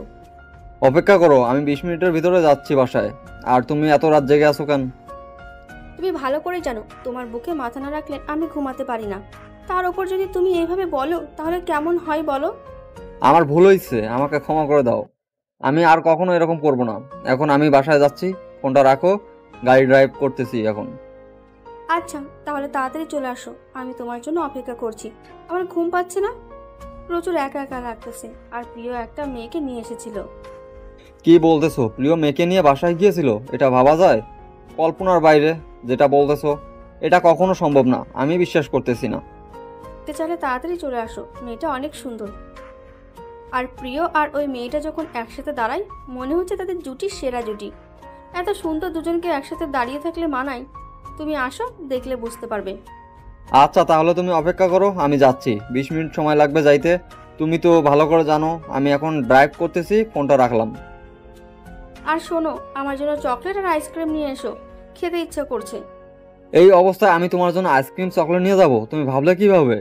তোমার বাহানা পরে চলবে, এখন কোনো বাহানা চলবে না, চুপচাপ থাকো। আমি কোনো কিছু শুনতে চাই না, যেটা বলেছি তুমি নিয়ে আসবে। এখনো তো আমি এতটাও সিরিয়াস না যে আমাকে আইসক্রিম চকলেট খাওয়া যাবে না। তুমি দুইটা নিয়ে আসবে। তুমি বুঝের মানুষ হয়ে যদি অবুঝের মতো কথা বলো তাহলে তোমার সাথে কথায় পেরে উঠতে পারবো না।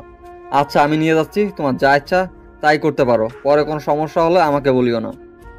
বলেছি তো কিচ্ছু হবে না, তুমি নিয়ে আসো। আমার খেতে ইচ্ছে করছে। আমার একটা ইচ্ছা পূরণ করতে এইরকম করছো কিসের জন্য বুঝি না। আমি একটা আবদার করেছি, তুমি পূরণ করবে। আচ্ছা তুমি অপেক্ষা করো, আমি যাচ্ছি। আর এখন ফোনটা আমি রেখে দিলাম, কারণ প্রায় কাছাকাছি চলে এসেছি। এখন আইসক্রিম আর চকলেট নিয়ে 5 মিনিটের ভিতরে আমি বাসায় চলে যাব। কথাটা বলে মাহিন ফোনটা রেখে দিল। আর প্রিয়সী অনেক খুশি হলো। প্রিয়সী জানে যে যে অবস্থায় আইসক্রিম চকলেট খাওয়া একটু রিস্ক, তার মন ভালো না, তাকে একটু খাইতেই হবে। বেশি খাবে না, হালকা একটু খাবে। আর হালকা কিছু খেলে কোনো সমস্যা হওয়ার কথা না তার জানা মতে। আর এদিকে প্রিয়ও তার প্রিয়ন্তীকে নিয়ে বাসা থেকে বেরিয়ে যাওয়ার জন্য তৈরি হচ্ছে, কারণ এখন হসপিটালে গেলে তো আর বাসায় ফেরত আসা হবে না। তাই সে একটু পরেই বেরিয়ে যাবে।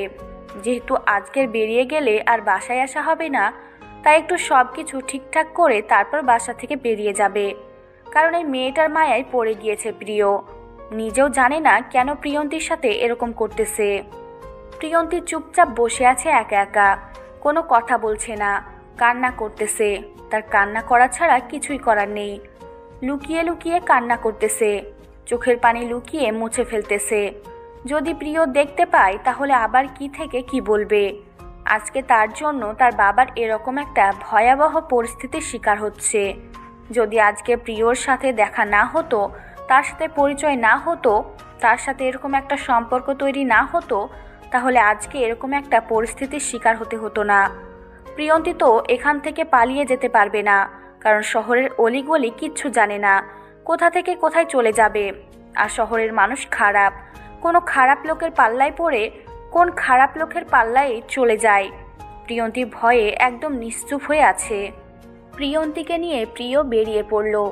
কিছুক্ষণের মধ্যে তারা চলে আসলো হসপিটালে। প্রিয়ন্তী এক দৌড় দিয়ে তার বাবার কেবিনের সামনে চলে গেল। কেবিনে গিয়ে দেখে তার বাবা ঘুমিয়ে পড়েছে, আর তার পাশে একটা নার্স বসে আছে। প্রিয়ন্তী কোনো শব্দ করলো না। এখন শব্দ করলে তার বাবার ঘুম ভেঙে গেলে আর ঘুম হবে না। তার বাবা যে কত রাত ঘুমায় না, আজকে ঘুমাচ্ছে। প্রিয়ন্তী চুপচাপ সেখানে দাঁড়িয়ে তার বাবার দিকে কিছুক্ষণ তাকিয়ে থাকলো, তারপর রুম থেকে বেরিয়ে আসলো। কি হলো? এখনো টেনশন আছে নাকি টেনশন কমে গিয়েছে?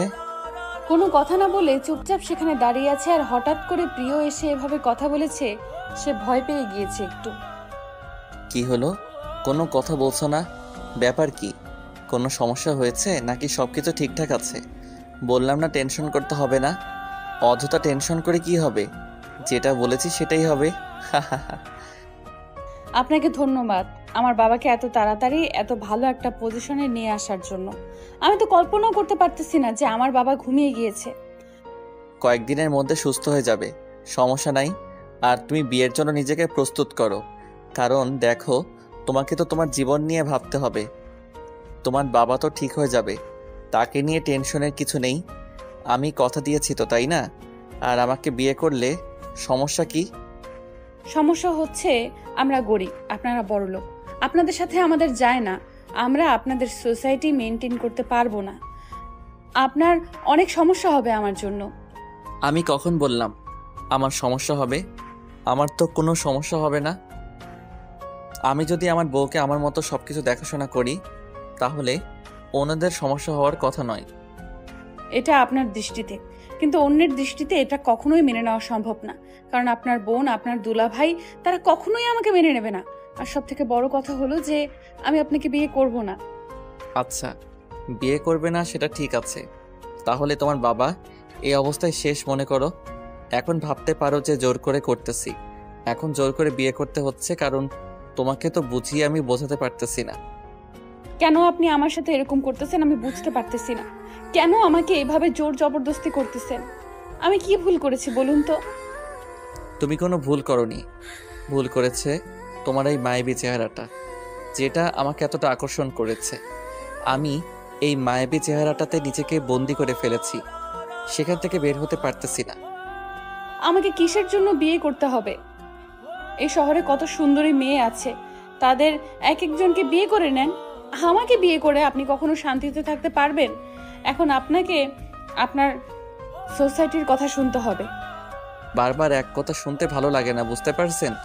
যদি আমার কথা বুঝতে না পারেন তাহলে আপনার সাথে তো আমার একটু ঘাড়তেরামি করতে হয়। আপনার বাবাকে তাহলে আপনি বাঁচাতে পারবেন না, কথাটা মাথায় রাখেন। যদি আপনি আমাকে জোর জবরদস্তি করে বিয়ে করতে চান করতে পারেন, আমি তো এখানে কিছু বলতে পারবো না, কারণ আপনি আমার দুর্বল জায়গাতে আঘাত করতেছেন। কিন্তু একটা কথা মাথায় রাখবেন, আপনি আমার দেহ প্রতি রাতেই ভোগ করতে পারবেন, কিন্তু আমাদের মনটা কখনোই জয় করতে পারবেন না। সেটা বিয়ের পর দেখা যাবে। দেখবে যে তুমি একদিন আমার জন্য কান্না করবে, কথাটা মাথায় রেখো। আর তুমি আমাকে কাছে পাওয়ার জন্য ছটফট করবে। আমি একটু দূরে গেলে তুমি আমাকে বারবার ফোন করে তোমার কাছে যেতে বলবে। এটা শুধু আপনার কল্পনায়, এটা কখনোই হবে না।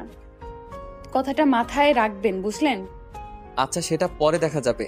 আজকে আমি সবকিছু ঠিকঠাক করতেছি, রাতে আমরা বিয়ে করতেছি। নিজেকে প্রস্তুত করেন। আর যদি একটু কোনো রকম পালানোর চেষ্টা করেন তাহলে আপনার বাবা তো শেষ, কথাটা মাথায় রাখবেন।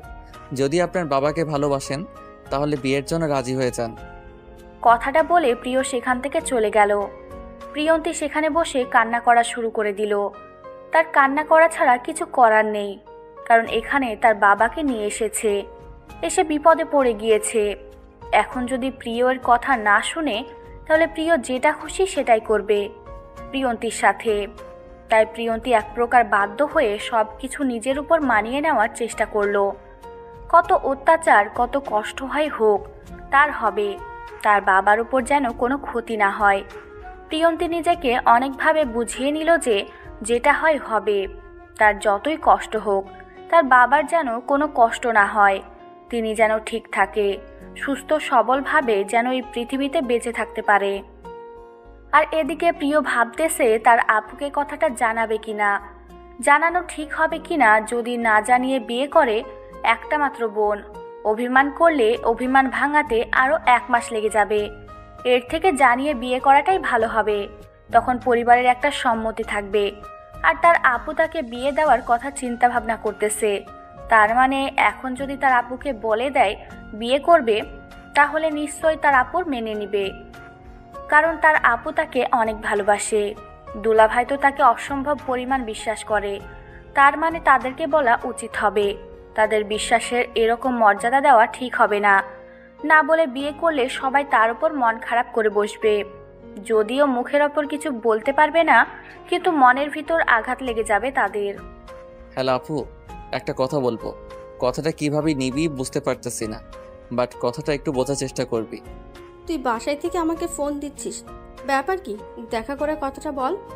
আমি তো বাসার ভেতরে আছি, আর তুই কি এমন কথা বলবি যে ফোন করে বলতেছিস বাসায় থেকে? আমি বাসায় নেই, আমি হসপিটালে চলে এসেছি মেয়েটাকে নিয়ে। আর কথা হচ্ছে, মেয়েটাকে তোর কেমন লেগেছে? শুধু বলে দিচ্ছি, মেয়েটাকে আমি বিয়ে করতে চাই। কি বলছিস এসব আবল তাবল কথা? মাথা ঠিক আছে? মেয়েটাকে বিয়ে করতে চাচ্ছিস মানে? মেয়েটা কে, তার পরিচয় কি, আমরা কিচ্ছু জানি না। তুই বলে আমরা তোর সাথে ওই মেয়েটার বিয়ে দিয়ে দেব, নাকি আমরা খোঁজ খবর নিব না? আমি বুঝতে পারতেছি তোর কথাটা একজন বোন হিসেবে তোর সে দায়িত্বটা আছে ভাইয়ের কোথায় বিয়া দিবি খোঁজখবর নেওয়া। কিন্তু আল্লাহর রহমতে আমাদের কিন্তু টাকা পয়সার অভাব নেই, আমার শুধু ভালোবাসার অভাব, আর তুই সেটা ভালো করে জানিস। আমি যদি এই মেয়েটাকে বিয়ে করি, আমি বলতেছি আমি অনেক সুখে থাকতে পারবো। এখন তুই আমার সুখ চাবি নাকি টাকা পয়সা? অবশ্যই আমি আমার ভাইয়ের জন্য সুখটা চাইবো। টাকা পয়সা তো কত আসবে কত যাবে। টাকা পয়সা দিয়ে আমি কি করব যদি আমার ভাইটার সুখ থাকে? বললাম তো ভালো থাকতে পারে, তাই বলতেছি এটা নিয়ে বেশি কথা না বলাই ভালো হবে। আর মেয়েটাকে তুই মেনে নিতে পারবি কিনা সেটা বল। তুই দুলাভাইয়ের সাথে কথা বলে এই বিষয় নিয়ে। আজকে রাতেই বিয়ে করতেছি, যদি তোর মতামত হ্যাঁ সম্মতি দিস তাহলে তো কোনো কথাই নেই, আর না সম্মতি দিলে আমি আলাদা ফ্ল্যাটে উঠবো। আচ্ছা, আমি তো দুলাভাইয়ের সাথে কথা বলে তোকে জানাচ্ছি। তুই আলাদা ফ্ল্যাটে কেন উঠবি? আমাদের পছন্দ অপছন্দ কোনো কারণ না। তুই মেয়েকে নিয়ে বাসায় থাকবি। আমি তার সাথে কথা বলে বিয়ের কার্যক্রম শুরু করতেছি। তুই মেয়েটাকে নিয়ে সন্ধ্যার দিকে চলে আসিস। আমরা সব কিছু ঠিকঠাক করে বিয়েটা করিয়ে দেব। আমার লক্ষ্মী আপু, তাহলে এখন ফোনটা রাখতেছি। আর কাউকে জানানোর প্রয়োজন নেই। বিয়ে ঘরোয়াভাবে হবে, কোনো আয়োজন হবে না। যখন আয়োজন করার সময় আসবে তখন আমি বলবো, তখন আয়োজন করে বিয়ে হবে। আর আমাদের তো তেমন কোনো আত্মীয় স্বজন নিয়ে যাদেরকে না থাকলেই নয়, এরকম তো কেউ নেই, তাই না? কি বলছিস? মেয়ের বাড়ি কেউ থাকবে না? একা তোকে বিয়ে করবে? আমি বুঝতে পারছি না। তুই কি মেয়েটাকে জোর করে বিয়ে করতেছিস নাকি? আমি তো তোর কোনো কথাই বুঝতে পারছি না। তোকে কোনো কিছু বুঝতে হবে না। এখন তোকে যেটা করতে বলতেছি তুই সেটা কর। আমি এখন ফোনটা রাখছি, আমার কাজ আছে অনেক। কথাটা বলে ফোনটা রেখে দিল প্রিয়। আর এদিকে প্রিয়সী ভাবতেছে তার ভাইয়ের আবার কি হলো, হঠাৎ করে বিয়ের কথা বলতেছে। গতকাল প্রিয়সী যখন বলল যে তাকে বিয়ে করিয়ে দিবে, তখন বলল যে এখন বিয়ে করবে না, তার নাকি এখন বিয়ে করার সময় হয়নি। আর এই মেয়েটার মাঝে এমন কি দেখতে পেল? মেয়েটা তো অনেক ভালোই ছিল, মনে মনে ভাবছিল এসব কথা প্রিয়সী। তারপর হঠাৎ করে শব্দ হলো, কেউ বাইরে এসেছে। প্রিয়সী বাহিরে এসে দেখে মাহিন, আর মাহিনকে দেখে প্রিয়ন্তী মাহিনকে জড়িয়ে ধরল। মাহিন প্রিয়সীর হাতে আইসক্রিম চকলেট ধরিয়ে দিয়ে বলল যে গোসল করবে এখন। তাই প্রিয়সী কোনো কথা বলল না, চুপচাপ সেখানে বসে চকলেট আইসক্রিম খেতে শুরু করলো। মাহিন গোসল দিয়ে তারপর প্রিয়সীর পাশে এসে বসে পড়ল। কি হলো, রাগ করেছো নাকি? এখনো রাগ আছে? আর এরকম আবদার করার কি দরকার ছিল? এই সময়ের কিছুদিন পর তো আমাদের বাবু ভূমিষ্ঠ হবে। খুব ইচ্ছে করতেছিল খাওয়ার জন্য, তার জন্য আবদার করলাম। আর আমার ইচ্ছেগুলো তুমি পূরণ করতে এত কেন ভাবা বুঝি না। সামান্য একটু তো খাবো, বেশি তো আর খাবো না, তাই না? আমি তোমাকে ভালোভাবে চিনি, তুমি সামান্য খাওয়ার মানুষ না। তোমার তো এখন সব কিছুই শেষ হয়ে যাবে, আমি সেটা ভালো করে জানি। আজকে লাস্ট, এরপর থেকে আর কখনো আইসক্রিম খেতে পারবে না কিন্তু। আচ্ছা, যেটা বলবে সেটাই হবে। এখন এসব কথা বাদ দাও। এখন তোমাকে একটা কথা বলবো, সেই কথাটা মনোযোগ দিয়ে শোনো। আচ্ছা বলো, কি এমন কথা? তোমার সব কথাই তো ইম্পর্টেন্ট। এখন বলো, কি আবার নতুন ইম্পর্টেন্ট কথা? তোমার মাথায় ঘুরপাক খাচ্ছে, কি লাগবে গো? আমার কিচ্ছু লাগবে না, আপনার শালাবাবুর বউ লাগবে। আর তখন বললাম না, একটা মেয়েকে নিয়ে এসেছে, সেই মেয়েটাকে বিয়ে করতে চাচ্ছে। এখন আমাকে ফোন করে জানালো, আর যদি আমরা সম্মতি না দিই তাহলে আজকে রাতে বিয়ে করবে, আর না দিলে বিয়ে করবে, কিন্তু এই বাসায় থাকবে না, অন্য বাসায় থাকবে। কি বলছো? মাথা ঠিক আছে? বিয়ে করবে আর এই কথা তুমি আমাকে এখন জানাচ্ছ? তাহলে বিয়ের আয়োজন শুরু করে দেই। মেয়ের বাসায় চলে গিয়ে মেয়েকে দেখে আসি, তারপর বাসায় কথা বলে সবকিছু ঠিকঠাক করি। সবকিছু ঠিকঠাক আছে, আজকে রাত্রে বিয়ে, আর আমাদের বাসায় বিয়ে হবে ঘরোয়াভাবে, কোনো আত্মীয় স্বজন থাকবে না। তোমাদের বাসার লোকজন মানে আমার শ্বশুর শাশুড়ি থাকবে, আর কেউ থাকবে না। ঘরোয়াভাবে বিয়েটা হচ্ছে। এসব কি কথা বলতেছো? মাথা ঠিক আছে তোমার? উল্টা পাল্টা কথা বলো কিসের জন্য? ঘরোয়াভাবে কিচ্ছু হবে না, আমাদের একমাত্র ভাইয়ের বিয়ে হবে, তা আবার ঘরোয়া হবে? এটা কেমনে কি? আমি এটা মেনে নিতে পারতেছি না। তুমি তো প্রিয়কে ভালো করেই চিনো, ও যেটা বলে সেটাই করে।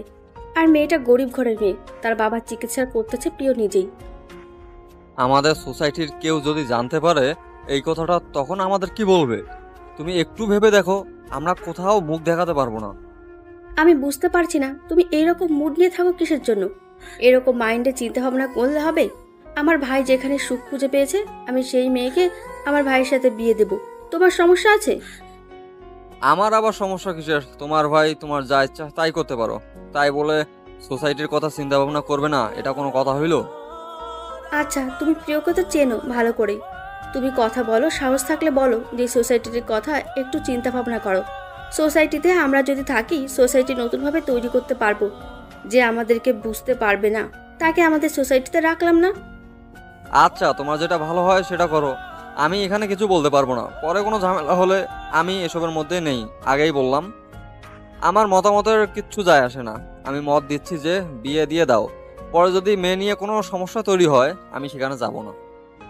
আচ্ছা, তুমি তোমার মতামত দিচ্ছ, এখন চুপ করে থাকো। তুমি তোমার দিকটা দেখো, আমার ভাই কি করবে তার জীবন সে নিজে চালাতে পারবে। আমি চাই না আমাদের এই ক্ষুদ্র ঝগড়াঝাটির জন্য আলাদা হয়ে যাই। তাহলে আমি ব্যবস্থা করতেছি, কারণ বিয়ে বলে কথা, একটু হলেও তো আয়োজন করতে হবে। আর শোনো, তোমার বাবা মাকে ফোন করে তাড়াতাড়ি আসতে বলো, কারণ এখানে দেখাশোনার একটা ব্যাপার আছে। তারা আমাদের গার্জিয়ান, তারা যদি আমাদের সব কিছু মেনটেন করতে বলে সেইভাবে সব কিছু করবো। আচ্ছা, আমি বাবাকে ফোন করে বলতেছি, তারা চলে আসবে, সমস্যা নেই। কিন্তু একটা কথা শোনো, মেয়েটাকে দেখতে কেমন? মেয়েটা অনেক সুন্দর আর আমাদের পরিবারের সবার সাথে খুব সুন্দর মানাবে। আমি তার জন্য রাজি হয়েছি। আর কি বলবো, প্রিয়র সাথে মেয়েটাকে যেটা মানাবে না, পুরো অস্থির। আচ্ছা, তাহলে তুমি এদিকটা দেখাশোনা শুরু করে দাও, আমি বাইরের কাজগুলো দেখাশোনা করতেছি। হালকা পাতলা হলেও তো একটু আয়োজন করতে হবে। প্রিয় যেহেতু কোনো অনুষ্ঠান করবে না, তাকে সারপ্রাইজ দেওয়ার চেষ্টা করি অন্তত। আচ্ছা, তাহলে আর এখানে বসে গল্প করা যাবে না। আমি তো ভারী কাজ করতে পারবো না, তাই তুমি বাসার কাজের লোক নিয়ে আসো। তোমার কোনো যদি পরিচিত কেউ থাকে যারা কাজ করে, তাদেরকে ফোন করে বলো আমাদের বাসায় এসে সুন্দর করে একটু পরিপাটি করে গুছিয়ে রাখুক। আচ্ছা, থাকো তাহলে তুমি। এদিকে তোমার ভাইয়ার সাথে তুমি কথা বলো, আর আমি দেখি কি করা যায়। তুমি তোমার ভাইয়াকে বলো, মানে আমার শালাকে বলো যে তাড়াতাড়ি যেন চলে না আসে, একটু লেট করেও যেন আসে, আমরা হাতে যেন সময় পাই। কথাটা বলে মাহিন বেরিয়ে পড়ল, কারণ তার এখন অনেক কাজ আছে। কথা, আর অনেক দিন পরে বাসায় বিয়ে হচ্ছে, তার মানে তাকে তো নিজ হাতে সব দায়িত্ব পালন করতে হবে। মাহিন তার বাবাকে ফোন করে বলল তার মাকে নিয়ে যত দ্রুত সম্ভব এখানে চলে আসার জন্য। তার বাবা মাকে বলে দিয়ে বাকি কাজের লোকদের খোঁজাখুঁজি করতে লাগলো। সবাইকে খুব দ্রুত ম্যানেজ করে নিতে পারলো, কারণ তারা এখানে অনেক দিন ধরে আছে। এদিকে প্রিয় আর প্রিয়ন্তী দুজনে বসে আছে একসাথে, আর প্রিয়ন্তী বারবার তার বাবার কাছে যেতে চাচ্ছে, কিন্তু প্রিয় তার বাবার কাছে তাকে যেতে দিচ্ছে না। দেখো, এখন যদি তুমি তোমার বাবার কাছে যাও তাহলে কান্না করবে, এটা করব ওটা পড়বে, তার ঘুম ভেঙে গেল, তার সমস্যা হবে। আমি চাই না তার সুস্থ হতে বেশি সময় লাগুক। আমি বলেছি তো আমি এরকম কোনো কিছু করব না। আমি আমার বাবার পাশে বসে থাকবো, বা সেখানে আমি একটু নিজেকে কন্ট্রোল করব, কারণ আমার মন মানসিকতা বলতে কিছু আছে। আমি তোমাকে ভালো করে চিনি না, তুমি সেখানে গেলে উল্টাপাল্টা কিছু একটা করবে, তাই চুপচাপ এখানে বসে আছো, বসে থাকো। তার মানে আপনি চাচ্ছেন না আমি আমার বাবার কাছে যাই? আপনি কি ভাবছেন আমি আপনার সাথে থাকবো, তাই না? দেখেন, একটা মানুষের মতের বিরুদ্ধে গিয়ে তাকে বিয়ে করতেছে, অন্তত তাকে হালকা একটু স্বাধীনতা দেন। আচ্ছা যাও, কিন্তু কোনো ধরনের শব্দ করার চেষ্টা করবে না, সেটা তোমার বাবার ভালোর জন্যই বলতেছি, আমার ভালোর জন্য না। তুমি যদি বোকার মতো শব্দ করো আর তার যদি কোনো ক্ষতি হয়, আমাকে কোনো দোষারোপ করতে পারবে না। অন্তত তাকে হালকা একটু স্বাধীনতা দেন, আমি সেটার দায়ভার নিজে নিব। আপনাকে আমি কোনো দোষারোপ করব না। এখন অন্তত আমাকে যেতে দেন, আমার অনেক কাজ আছে, নিজেকে মেন্টালি ঠিক করতে হবে। আপনি তো জোর জবরদস্তি করে সবকিছু করতেছেন। কথাটা বলে প্রিয়ন্তী সেখান থেকে চলে গেল, আর এদিকে প্রিয় মনে মনে ভাবতেছে এটা কি ঠিক হচ্ছে। আবার প্রিয় মনে মনে ভাবতে লাগলো এটাই ঠিক হচ্ছে, কারণ কয়েকদিন পর তার বাবা এই পৃথিবী থেকে চলে যাবে, তখন মেয়েটাকে দেখবে কে? সমাজের যেখানে যাবে সেখানেই হয়তো বা বাজে অফার পাবে, শেষ পর্যন্ত কোনো উপায় না পেয়ে পতিতালয় চলে যাবে। আর প্রিয় এটা কখনো মেনে নিতে পারবে না। একটা মেয়েকে যদি সমাজে মানুষকেও ভালো থাকতে না দেয়, তখন সে আত্মহত্যা করবে, নয়তো নিজের জীবিকা নির্বাহ করার জন্য সব থেকে জঘন্যতম কাজ বেছে নেয়। প্রিয় নিজেকে বোঝানোর চেষ্টা করতেছে, কিন্তু সে বুঝতে পারতেছে না কেন এরকম বলতেছে। মেয়েটা ভালো আছে, তার সাথে ভালোভাবে সময় পার করার মতো একটা মন মানসিকতা তৈরি হয়ে গেছে প্রিয় মনে, কিন্তু প্রিয় একটা কথা বুঝতে পারতেছে না, কেন সে মেয়েটাকে বিয়ে করতেছে। একবার ভাবতেছে মেয়েটা যদি কোনো কিছু করে তার পার্সোনাল ব্যাপার, এভাবে জোর করে তো একটা মেয়ের বিরুদ্ধে গিয়ে বিয়ে করা ঠিক হবে না। প্রিয় এখন কি করবে বুঝতে পারতেছে না। শেষ পর্যন্ত সে ঠিক করলো বিয়ে করতেই তো হবে। তাহলে এই মেয়েটাকে করলে সমস্যা কি? তাহলে মেয়েটা একটা নষ্ট সমাজে যাওয়া থেকে বেঁচে গেল, আর তার গল্প করা বা জীবনসঙ্গীও একটা হয়ে গেল। প্রিয় মনে মনের কথাগুলো ভাবতেছিল, হঠাৎ করে তার ফোনটা বেজে উঠল। হ্যালো ভাইয়া, আমরা এই দিকটা সব কিছু ঠিকঠাক করতেছি। তুই মেয়েটাকে নিয়ে কখন চলে আসবি বাসায়? আমি এখন বাসায় যাচ্ছি না, আমার যেতে দেরি হবে। তুই বাসায় দেখাশোনা কর সব কিছু, আমার একটু লেট হবে। তুই কি মেয়েটাকে জোর করে বিয়ে করতেছিস নাকি? মেয়েটার বিয়েতে মত আছে? দেখ, একটা মেয়ের বিরুদ্ধে গিয়ে কোনো কিছু করা ঠিক না। আমাকে দেখে কি মনে হয় আমি কাউকে জোর জবরদস্তি করে বিয়ে করতে পারি? আমি কি সেই রকম ছেলে? আমাকে দেখে কি ভণ্ড মনে হয় তোর? আমি তোকে সেটা বলতেছি না, আমি তোকে এমনিতে জিজ্ঞেস করলাম যে একটা মেয়ের বিরুদ্ধে গিয়ে তাকে বিয়ে করা ঠিক না। আচ্ছা হইছে, তোকে আর জ্ঞান দিতে হবে না। আমি আমার ভালো বুঝি কাকে বিয়ে করতে হবে না করতে হবে। আর দুলাভাই কি বললো তোকে? তার সমস্যা বলতে এই সোসাইটির কথা একটু বললো, যে সোসাইটির লোকেরা কি বলবে, কোথাও গিয়ে যদি তাদেরকে কথা শুনতে হয়, ইত্যাদি ইত্যাদি। এইসব নিয়ে তুই টেনশন করিস না, পরে আমি বুঝিয়ে বলছি, মেনে নিয়েছে। আচ্ছা সমস্যা নেই, আমি আলাদা বাসায় থাকবো, তোদেরকে কোনো ডিস্টার্ব করব না। কারণ হয়তো আমার বউয়ের জন্য দুলাভাইয়ের সমস্যা হতেই পারে, কারণ তিনি তো বড় মাপের একজন ডক্টর। এসব কি বলছিস তুই? তোর দুলাভাই তারপরে সব কিছু মেনে নিয়েছে, এসব নিয়ে তোকে কোনো কিছু বলতে হবে না। আমি তোর দুলাভাইয়ের সাথে কথা বলবো। তুই আলাদা বাসায় থাকবি কিসের জন্য? আমাদের সাথে থাকবি তুই তোর বউকে নিয়ে। আচ্ছা, আমি দুলাভাইয়ের সাথে কথা বলে দেখব, তাও যদি সমস্যা থাকে তাহলে আলাদা বাসায় থাকতে হবে। আমি চাই না আমার জন্য তোর সংসারে তোর সাথে কোনো ইফেক্ট পড়ুক, কারণ আমার জন্য আমার বোনের উপর ইফেক্ট পড়বে, আমি সেটা মেনে নিতে পারবো না। আরে তুই পাগল নাকি? এসব কথা বলা বন্ধ কর তো। আমি তোকে যেটা বলছি তুই সেটা কর। তুই মেয়েটাকে নিয়ে চলে আয়, আমরা সব বন্দোবস্ত করছি। আচ্ছা তাহলে তুই থাক, আমি আমার এদিকের কাজগুলো শেষ করি। আর কাজগুলো শেষ করতে বেশি দেরি হয়ে যাবে। আজকে রাত 10টা-11টার দিকে বাসায় ফিরবো মনে হচ্ছে। এদিকের কাজগুলো শেষ করব, তারপর তোকে ফোন করে জানাবো যখন বেরিয়ে পড়বো। কথাটা বলে ফোনটা রেখে দিল প্রিয়। তারপর সামনে তাকিয়ে দেখে প্রিয়ন্তী দাঁড়িয়ে আছে। প্রিয় প্রিয়ন্তীকে দেখে অবাক হয়ে গেল, কারণ মেয়েটা তো একটু আগেই তার বাপের কাছে চলে গেল, এখন আবার এখানে ফিরে আসলো। ব্যাপার কি? কোনো সমস্যা হলো না তো আবার? প্রিয় উঠে গিয়ে প্রিয়ন্তীর সামনে দাঁড়িয়ে পড়ল, আর গিয়ে প্রিয়ন্তীর হাত দুটো চেপে ধরল। প্রিয়ন্তী ছলো চোখ নিয়ে প্রিয়র দিকে তাকিয়ে রইল। মনে হচ্ছে মেয়েটা তাকে কিছু বলতে চায়, কিন্তু কিছু বলতে পারতেছে না। হয়তো ভয় পাচ্ছে প্রিয়কে, তার জন্য হয়তো মেয়েটা কিছু বলতে পারতেছে না। আমি বাঘ না ভাল্লুক না যে আমাকে এভাবে ভয় পাবে। মনের ভিতর কোনো কথা থাকলে সেটা প্রকাশ করতেই পারো। আচ্ছা, আমাকে বিয়ে না করলে হয় না? আমাকে বিয়ে করতেই হবে? দেখেন, আমার বাবা অসুস্থ, তাকে তো আমাকে দেখাশোনা করতে হবে, তাই না? প্লিজ এই মতামতটা চেঞ্জ করেন আপনি। তোকে একটা কথা বলি, মন দিয়ে শোন।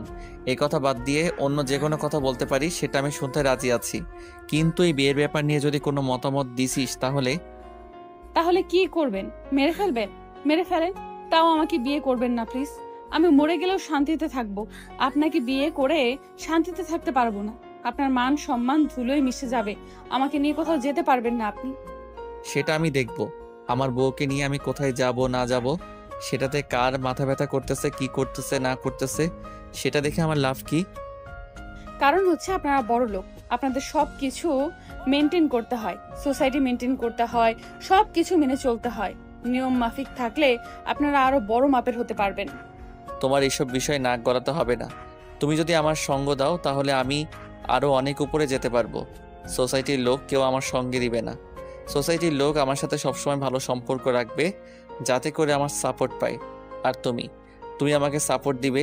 তোমার সাপোর্টে আমি আরো অনেক দূর যেতে চাই।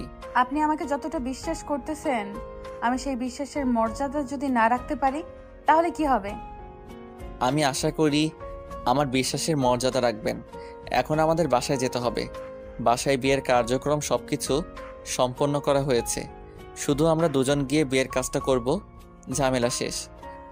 আপনি একটাবার ভেবে দেখুন তো, আপনার বাবা যদি অসুস্থ হতো আর আপনার বাবাকে হসপিটালের বেডে রেখে আপনি কি বাসর করতে পারতেন? আমি বলতেছি না বাসর করতে হবে, আমি শুধু বলেছি আমরা বিয়েটা করব। পরে তোমার বাবা যখন সুস্থ হবে, তোমার মনে যখন খুশি, তোমার মনে যখন রং লাগবে, তখন আমরা বাসর করব। একটা মানুষকে এতটা বিশ্বাস করা কিন্তু মোটেও ঠিক না।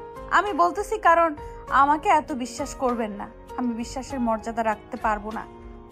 আমি যাকে তাকে বিশ্বাস করি না, আর যাকে একবার বিশ্বাস করি তাকেই মরার আগ পর্যন্ত বিশ্বাস করি, আর যাকে বিশ্বাস করি না তাকে আমার ত্রিসীমানার ভিতরে আসতে দেই না। আমি যদি ভুল করি কখনো আপনার বিশ্বাসের মর্যাদাটা না রাখতে পারি, তখন তো আমাকেও ছুঁড়ে ফেলে দিবেন। এটাই তো আমার জীবন। যখন কেউ ভুল করে, তার ভুলটা স্বীকার করে, তখন কিন্তু তার উপর রাগ করার মতো কোনো মন মানসিকতা তৈরি হয় না। আপনি এরকম কেন? আমি এত করে বোঝাতে চাচ্ছি, তারপরও আপনি কেন বোঝেন না? না বোঝার ভান করে আমাকে বিয়ে করতে চাচ্ছেন? আমি এত কিছু বলতে পারতেছি না, শুধু একটা কথা বলতে চাই, আমি আপনাকে বিয়ে করতেছি, আপনার সাথে সারা জীবনটা পার করতে চাই।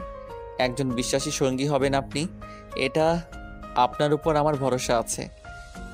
আর যদি আমি সেটা করতে না পারি তখন কি হবে? আর আমার মনে হচ্ছে আমি সেটা পালন করতে পারবো না, কারণ আমি একজন মানুষ। মানুষ মানেই ভুল করবে, এটাই স্বাভাবিক। মানুষ যে ভুল করবে না এরকম কিছু না। ভুল করে যদি তুমি তোমার ভুলটা স্বীকার করো, তাহলে হয়তো আমি তোমাকে দ্বিগুণ ভালোবেসে ফেলবো আরও। আপনি এক নারীতে আসক্ত, আমি বিশ্বাস করতে পারতেছি না, কারণ আপনার প্রতিটা রাতে আলাদা নারীর সঙ্গ দরকার, আর আপনি সেই এক নারীতে কিভাবে আসক্ত হতে পারেন? সব সময় তো আর বিভিন্ন নারীর আসক্ত হয়ে লাভ নেই। কোনো একটা সময় আসে যখন একটা নারীতে আসক্ত হতে হয়। সত্যি কথা বলতে আপনি আসলে একটা পাগল। আর আমি কি বলবো, আমি গরিব ঘরের মেয়ে, আপনি আমাকে জোর জবরদস্তি করে বিয়ে করেছেন। আমি কখনোই চাইতাম না আমার স্বামীর চরিত্র এরকম থাকবে আর আমি তাকে বিয়ে করব। আমি সবসময় চাইতাম আমার স্বামীর ন্যায় পরায়ণ হবে, কিন্তু কপাল দেখেন আমার। কেন, তুমি কি আমাকে ভালো করতে পারবে না? তুমি তো চাইলে আমাকে তোমার মনের মতো গড়ে তুলতে পারো, কারণ আমি ভালোবাসার কাঙাল। এত বড় হয়েছি, ভালোবাসা কাকে বলে পাইনি। আমার তো বিশ্বাস হয় না আপনি আমাকে বোলানোর জন্য এটা বলতেছেন, কারণ আপনার মতো বড় লোকের বেটা এখন পর্যন্ত কোনো ভালোবাসা পায়নি বা কোনো নারীর সঙ্গ পায়নি, এটা তো আমি মানতে পারতেছি না। নারী সঙ্গ পাইনি বলতে এটা ভুল হবে, কিন্তু ভালোবাসাটা পাইনি, কিন্তু ভালোবাসার মানুষ কখনো হতে পারিনি। এই প্রথম কোনো নারীকে আমি ভালোবেসে আসক্ত হয়েছি। তার চেহারার মায়া, কাজল কালো চোখে আমার ভালোবাসা দেখতে পেয়েছি। আমার থেকে এখনো অনেক সুন্দরী রমণী আছে, আপনি চাইলে কিন্তু আমার থেকে দ্বিগুণ সুন্দরী রমণীকে বিয়ে করতে পারেন। তাহলে আমাকে কেন? সবাই তো আর তোমার মতো করে ভালোবাসতে পারবে না, কারণ সবাই টাকার জন্যই আমার কাছে আসে। টাকা দিলে তারা আমার সাথে থাকে, টাকা না দিলে আমাকে ছুঁড়ে ফেলে দেয়, কখনো ভালোবাসে না। আমি ভালো করে বুঝতে পারতেছি, আমি ভালো করে বুঝতে পেরেছি যে আমি আপনার সাথে যত তর্ক করি না কেন, আপনি ততই যুক্তি দেখিয়ে আমাকে থামিয়ে রাখবেন, তাই আমি চুপ হয়ে যাচ্ছি। আচ্ছা, এখন চলো আমরা আমাদের বাসায় যাইবো, আর কাজটা শেষ করে দরকার হলে আবার হসপিটালে ফিরে আসবো, সমস্যা নেই। আর আঙ্কেলের অবস্থা খুবই ভালো চলতেছে, খুব তাড়াতাড়ি সুস্থ হয়ে যাবে আমার মনে হচ্ছে। আমি যে বিয়ে করতেছি আমার বাবার অনুমতি নেওয়া উচিত ছিল, তাকে না জানিয়ে আমি বিয়ে করব। তিনি সুস্থ হয়ে শুনলে তখন কি মনে করবে? যখন সুস্থ হবে তখন আমরা আনুষ্ঠানিকভাবে বিয়ে করব। তার মন তখন আরও খুশিতে ভরে যাবে যে তার মেয়ে এত ভালো একটা ফ্যামিলিতে জীবনযাপন করবে, কারণ বাবা মা চায় যাতে করে মেয়ে বা ছেলে দুজনেই ভালো মতো থাকতে পারে সারা জীবন। বিশ্বাস করেন, আপনার সাথে যে মেয়ে বেশি না 1 সপ্তাহ থাকবে সে আপনার প্রেমে পড়ে যেতে বাধ্য, কারণ আপনি এত সুন্দরভাবে গুছিয়ে কথা বলতে পারেন। আমার মনে হয় না এরকম করে কেউ গুছিয়ে কথা বলতে পারে। যদি তাই হতো তাহলে হয়তো আমি এতদিন বিয়ে করে নিতাম, কারণ আমাকে তো কেউ ভালোবাসে না। বললাম কি, যতই ভালোবাসার নাটক করে আমার সাথে। আমি এসে ফেঁসে গেলাম, আমি শুধু চলে যেতে পারলাম না। চলে যেতাম কিন্তু বাধ্য হয়ে থেকে গেলাম, কেন জানেন? শুধু বাবার জন্য। হয়তো আজকে আমার এই পরিস্থিতি। একবার ভালোবেসে দেখো, একবার তোমার ভালোবাসা দিয়ে আমাকে বদলিয়ে দাও, দেখবে যে আমি তোমাকে সারা জীবন আগলে রাখবো। রাত তো অনেক হয়ে গেল, চলেন আপনার ইচ্ছেটা পূরণ করে দিয়ে আসি। আপনার যা ইচ্ছে আমার মনে হয় এটা নিয়ে কোনো কিছু, কিন্তু বাস্তবতা বা পরিস্থিতির শিকার হয়ে বিয়েটা করতে হচ্ছে। আচ্ছা, তাই নাকি? দেখা যাবে কতদিন তুমি আমার উপর অভিমান বা আমাকে ভালো না বেসে থাকতে পারো। একদিন তুমি আমাকে ভালোবাসবে, আর তুমি বলবে যে আমি তোমাতেই আসক্ত। সেদিন কখনো আসবে না, এটা ভেবে থাকা মোটেও উচিত হবে না। আপনি অন্য কোনো কিছু টেনশন করতে পারেন, তাহলে বেটার হবে। প্রিয় আর কোনো কথা না বলে মুচকি একটা হাসি দিল। তারপর ইশারা করে বলল যে এখন যেতে হবে, কারণ বাসা থেকে ফোন দিচ্ছে বারবার। প্রিয়ন্তী না করতে পারল না, না করলে এদিকে তার বাবা মারা যাবে, তার কিছু করার নেই, তারও উপায় নেই, তার সব কিছু শেষ, নিজের ব্যক্তি স্বাধীনতা বলতে কিচ্ছু নেই, তার বাবার উপর ডিপেন্ড করেই তাকে থাকতে হবে। তার বাবা যদি সুস্থ হয় তাহলে যে কোনো একটা তো উপায় হবে, তার বাবা তো অসুস্থ থাকবে না। তার বাবার জন্য সে নিজেকে বিসর্জন দিল। প্রিয় এর কথা শুনে প্রিয়ন্তীর মনে হচ্ছে প্রিয় ছেলেটা খারাপ না, কিন্তু কার মনের ভিতরে কি আছে সেটা বলা তো মুশকিল। প্রিয়ন্তী তো আর এটা বলতে পারে না যে প্রিয় তাকে ভুলে যাবে, বিয়ে করার জন্য এত সুন্দর ব্যবহার করতেছে। প্রিয় আর প্রিয়ন্তী দুজনেই বাসায় চলে আসলো, আর তাদেরকে সুন্দরভাবে বরণ করে নেওয়া হলো। সবকিছু রেডি। কাজী সাহেব এসে উপস্থিত। কাজী সাহেব তাদের দুজনকে দেখেই তাদের যে লেখালেখির কাজগুলো আছে সেগুলো আরম্ভ করে দিল, কারণ তাড়াতাড়ি বিয়ের কাজ সম্পূর্ণ করতে হবে। রাত অনেক হয়ে গিয়েছে, রাত 1:30 বাজে। প্রিয়সী এসে প্রিয়ন্তীর হাত ধরে নিয়ে গেল, তারপর তাকে গোসল করিয়ে দিল। আর মাহিন সে প্রিয়কে নিয়ে গেল। প্রিয়কে গোসল করিয়ে দুজনকে রেডি করে নিয়ে চলে আসলো। দুজনকে অনেক সুন্দর লাগতেছে। প্রিয় তো প্রিয়ন্তীকে দেখে অবাক হয়ে গিয়েছে, এত সুন্দর লাগতেছে। লাল বেনারসি শাড়ি, হালকা মেকআপ করিয়ে দিয়েছে, চোখে কাজল, ঠোঁটের লাল লিপস্টিক, কপালে হালকা গাঢ় টিপ। কি হলো ভাইয়া, এইভাবে মেয়ের দিকে হা করে তাকিয়ে থাকলে হবে? কিছুক্ষণ পর তো সবকিছু তোর হয়ে যাবে, তাই না? এখন তো মুখটা বন্ধ কর, না হলে তো মশা মাছি তোর মুখে বাসা তৈরি করবে। কি আবল তাবল কথা বলতেছিস বুঝলাম না তো। আমি কোথায় দেখেছি? আর তুই আমাকে কি বলেছিস? আমি তো সামনে থাকা একটা পরীকে দেখতেছি। দেখ, দেওয়ালের দেখা যাচ্ছে। আমাকে আর বোঝাতে আসিস না, বুঝিস নাই আমি কিন্তু সব কিছু বুঝি। আর কথা হচ্ছে এখন কবুল বলেতে, আর মেয়ে তারপর কবুল বলবে। তোকে কাজী সাহেব কিছু জিজ্ঞেস করতেছে, তার উত্তর দে আগে। তুই সবসময় বেশি কথা বলিস। নিজের মুখটা বন্ধ করে থাকলে সমস্যা কি তোর? আর তোকে এত কিছু করতে বলেছিলাম বল। আর তুই যে কাহিনী করেছিস তোকে তো আমি পরে দেখে নেব। আচ্ছা হয়েছে, এখন কাজী সাহেব যেটা বলছে সেটা কর না। আমার সাথে এরকম ব্যবহার করতেছিস বিয়ের জন্য মেয়ে মানুষের মতো, বুঝলাম না তো। প্রিয় প্রিয়ন্তীকে দেখতে এতটা ব্যস্ত ছিল যে কাজী সাহেব তাকে যে কবুল বলার কথা বলতেছে সেই কথাটা তার কান অবধি পৌঁছয়নি, কারণ সে এতটা মগ্ন ছিল প্রিয়ন্তীকে দেখতে। শেষ পর্যন্ত বিয়ের কাজ শেষ হলো। কাজী সাহেব প্রিয়ন্তীকে বলল কবুল বলতে। প্রিয়ন্তী কিছুক্ষণ চুপ ছিল, কিছু বলতে চাচ্ছিল না। যখন প্রিয় এর চোখের দিকে তাকালো তখন ভয়ে সে 3 বার কবুল বলে দিল। শেষ পর্যন্ত বিয়ের কাজ সম্পূর্ণ হয়ে গেল। তারা সবাই অনেক খুশি। খাওয়া দাওয়া শেষ করলো সবাই। তারপর প্রিয়ন্তী আর প্রিয়কে বাসর ঘরে নিয়ে যাওয়া হলো। আগে থেকে বাসর ঘর সাজানো ছিল, আর প্রিয়ন্তী যখন বাসর ঘরে প্রবেশ করলো সে অবাক যে বাসর ঘর সাজানো হয়েছে। আর প্রিয় তখন বলল আজকে বাসরাত হবে না। তাহলে এসব কি? প্রিয়ন্তীর মাথা কাজ করতেছে না। আমাকে বলেছেন এসব কিছু হবে না? আগে থেকে সবকিছু প্ল্যান করে রেখে আমাকে ভুলিয়ে ভালিয়ে এখানে নিয়ে আসলেন, আর এখন এসব কি? আমি এ সম্পর্কে কোনো কিছু জানি না। হঠাৎ করে মনে হয় দুলাভাই আর আপা এসব করেছে। আমি সত্যি এসব সম্পর্কে কিচ্ছু জানি না, বিশ্বাস করেন। আপনি আমাকে সব সময় মিথ্যা কথা বলেন। আমি আপনাকে বিশ্বাস করতে চাই না, আর কখনো বিশ্বাস করব না আপনাকে, কারণ আপনার একটা কথারও মূল্য নেই। আপনি যেসব কথা বলেন সব কথাই মূল্যহীন। আমি তো বলতেছি যে আমি এসব সম্পর্কে জানি না। তুমি যেহেতু বলছো আমি সব জানি, তাহলে আমি ভুল স্বীকার করতেছি। এখন তুমি যেখানে যাবে আজকে আমি সেখানেই যাব, কিন্তু এখন হসপিটালে যাব না, কালে হসপিটালে যাব। আজকে অন্তত তুমি আমাকে সময়টা দাও।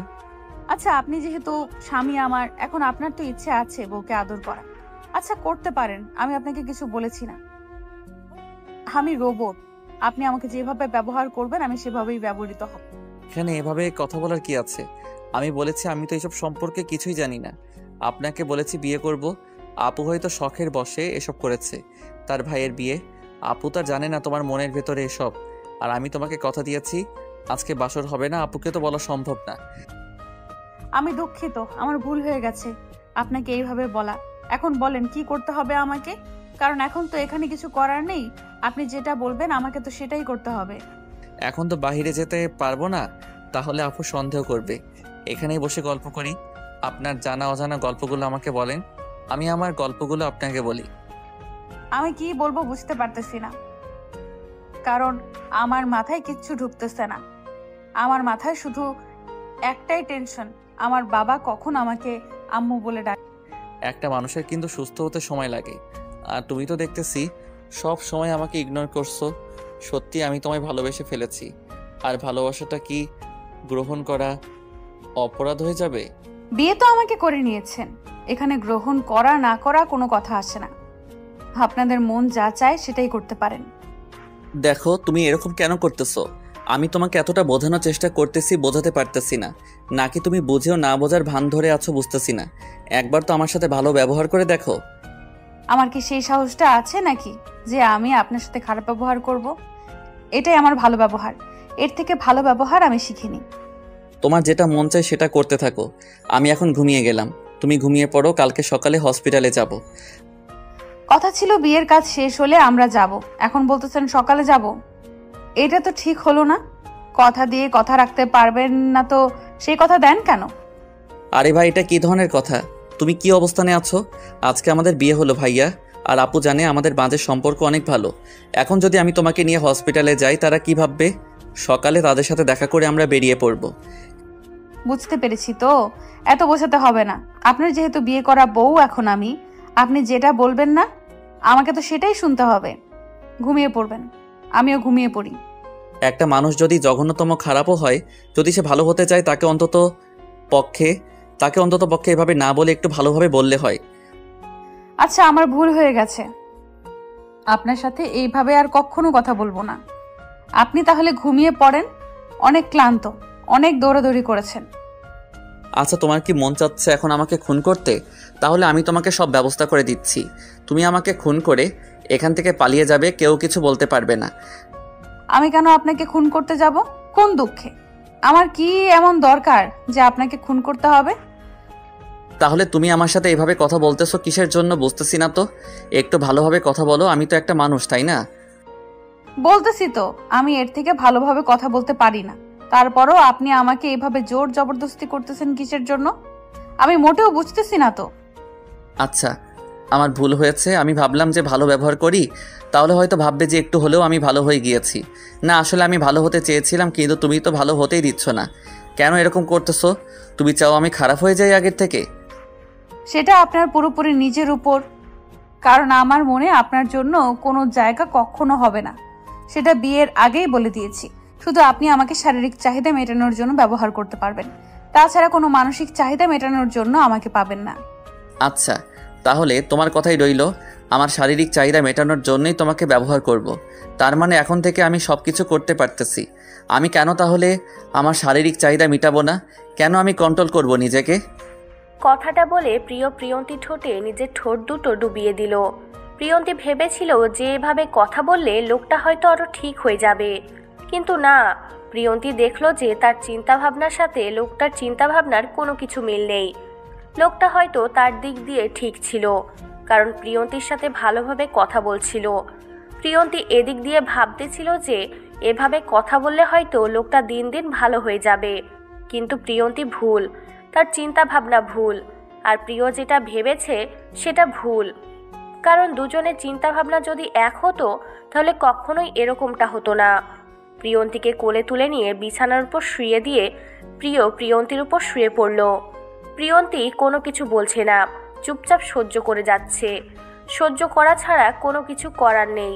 প্রিয় সব কিছু খুলে প্রিয়ন্তীকে এমনভাবে আঁকড়ে ধরল, মনে হচ্ছে পাগলের মতো প্রিয়ন্তীকে এখন খেয়ে ফেলবে। প্রিয়ন্তীর ঠোঁট দুটো ছেড়ে দিয়ে তার গলায় নিজে ঠোঁট দুটো বসিয়ে দিল। প্রিয়ন্তী কিছু বলতে পারতেছে না, চুপচাপ সব কিছু সহ্য করে যাচ্ছে। তার চোখের কোণা দিয়ে পানির ফোঁটা গড়িয়ে পড়তেছে, আর এদিকে প্রিয় তার শারীরিক চাহিদা মেটানোর জন্য যা যা করা দরকার সব করতেছে। মনে হচ্ছে প্রিয়ন্তী একটা রোবট, আর প্রিয় যেভাবে যেদিকে নিচ্ছে প্রিয়ন্ত ঠিক সেভাবেই হচ্ছে। প্রিয় শেষ পর্যন্ত নিজের শারীরিক চাহিদা মেটানো শেষ করে প্রিয়ন্তীর উপর শুয়ে পড়ল। আর প্রিয়ন্তী ঠোঁটে নিজের ঠোঁট দুটো ডুবিয়ে দিল আবারও। প্রিয়ন্তীর অনেক খারাপ লাগতেছে, তার ব্যথা করতেছে। কামড়ের দাগ স্পষ্টভাবে বোঝা যাচ্ছে কয়েকটা জায়গায়। মনে হচ্ছে যে সে একটা জঙ্গল, পুরো বিশ্রী লাগছে তাকে। এভাবেই প্রতিটা দিন প্রতিটা রাত চলতে লাগলো। প্রিয় এর যখন খুশি তখন প্রিয়ন্তীকে ব্যবহার করতেছে। দেখতে দেখতে প্রায় 1 মাসের মতো চলে গেল। আর এদিকে প্রিয়ন্তীর বাবা এখন মোটামুটি সুস্থ হয়ে উঠেছে। এখন একা একা হাঁটা চলা করতে পারে, সব কিছু করতে পারে। এখন আগের মতো কোনো ব্যথা বা শ্বাসকষ্ট হয় না। প্রিয়ন্তীর বাবা এখনও জানে না যে তার মেয়ে বিয়ে করে ফেলেছে। আর প্রিয়ন্তী এই বিষয়টা এখনও তার বাবাকে জানাতে চাচ্ছে না, কারণ তাকে পুরোপুরি সুস্থ হলে তারপর বলবে। প্রিয়ন্তী অনেক খুশি তার বাবার জন্য। তার বাবার সাথে সব সময় এখন আড্ডা দেয়। আর এদিকে প্রিয় চেম্বারে বসে রোগী দেখাদেখি করে, আর পাশাপাশি প্রিয়ন্তীকে ডেকে নিয়ে এসে গল্প করে। এভাবে চলতে চলতে আরও 2 মাস চলে গেল। এখন প্রিয়ন্তীর বাবা পুরোপুরি সুস্থ বলা যায়। না জানি কখন পৃথিবী ছেড়ে চলে যাবে।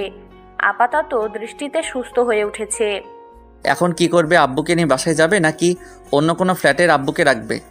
তুমি যেটা বলবে সেটাই হবে। আমি আবার এখানে কি বলবো? আমার তো জানাশোনা কোনো জায়গা নেই। আর যেটা ছিল সেটা তো এখন বাড়ির মালিক অন্য কাউকে ভাড়া দিয়েছে। তাহলে আমাদের সাথেই থাকবে, সমস্যা নাই। কোনো কিছু হলে সাথে সাথে তুমি দেখাশোনা করতে পারবে, তাহলে তুমি নিশ্চিন্তে থাকতে পারবে।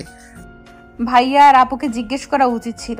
হঠাৎ করে এইভাবে আব্বুকে নিয়ে সেখানে যাওয়া উচিত নয়, কারণ তাদের একটা রুচিবোধ আছে। তুমি এতদিন ধরে আমাদের বাসায় আসো, তুমি ভাইয়া আর আপুর সম্বন্ধে এটা বলতে পারলে আমি কখনো আশা করিনি তোমার কাছ থেকে এরকম কথা শুনবো তাদের সম্বন্ধে।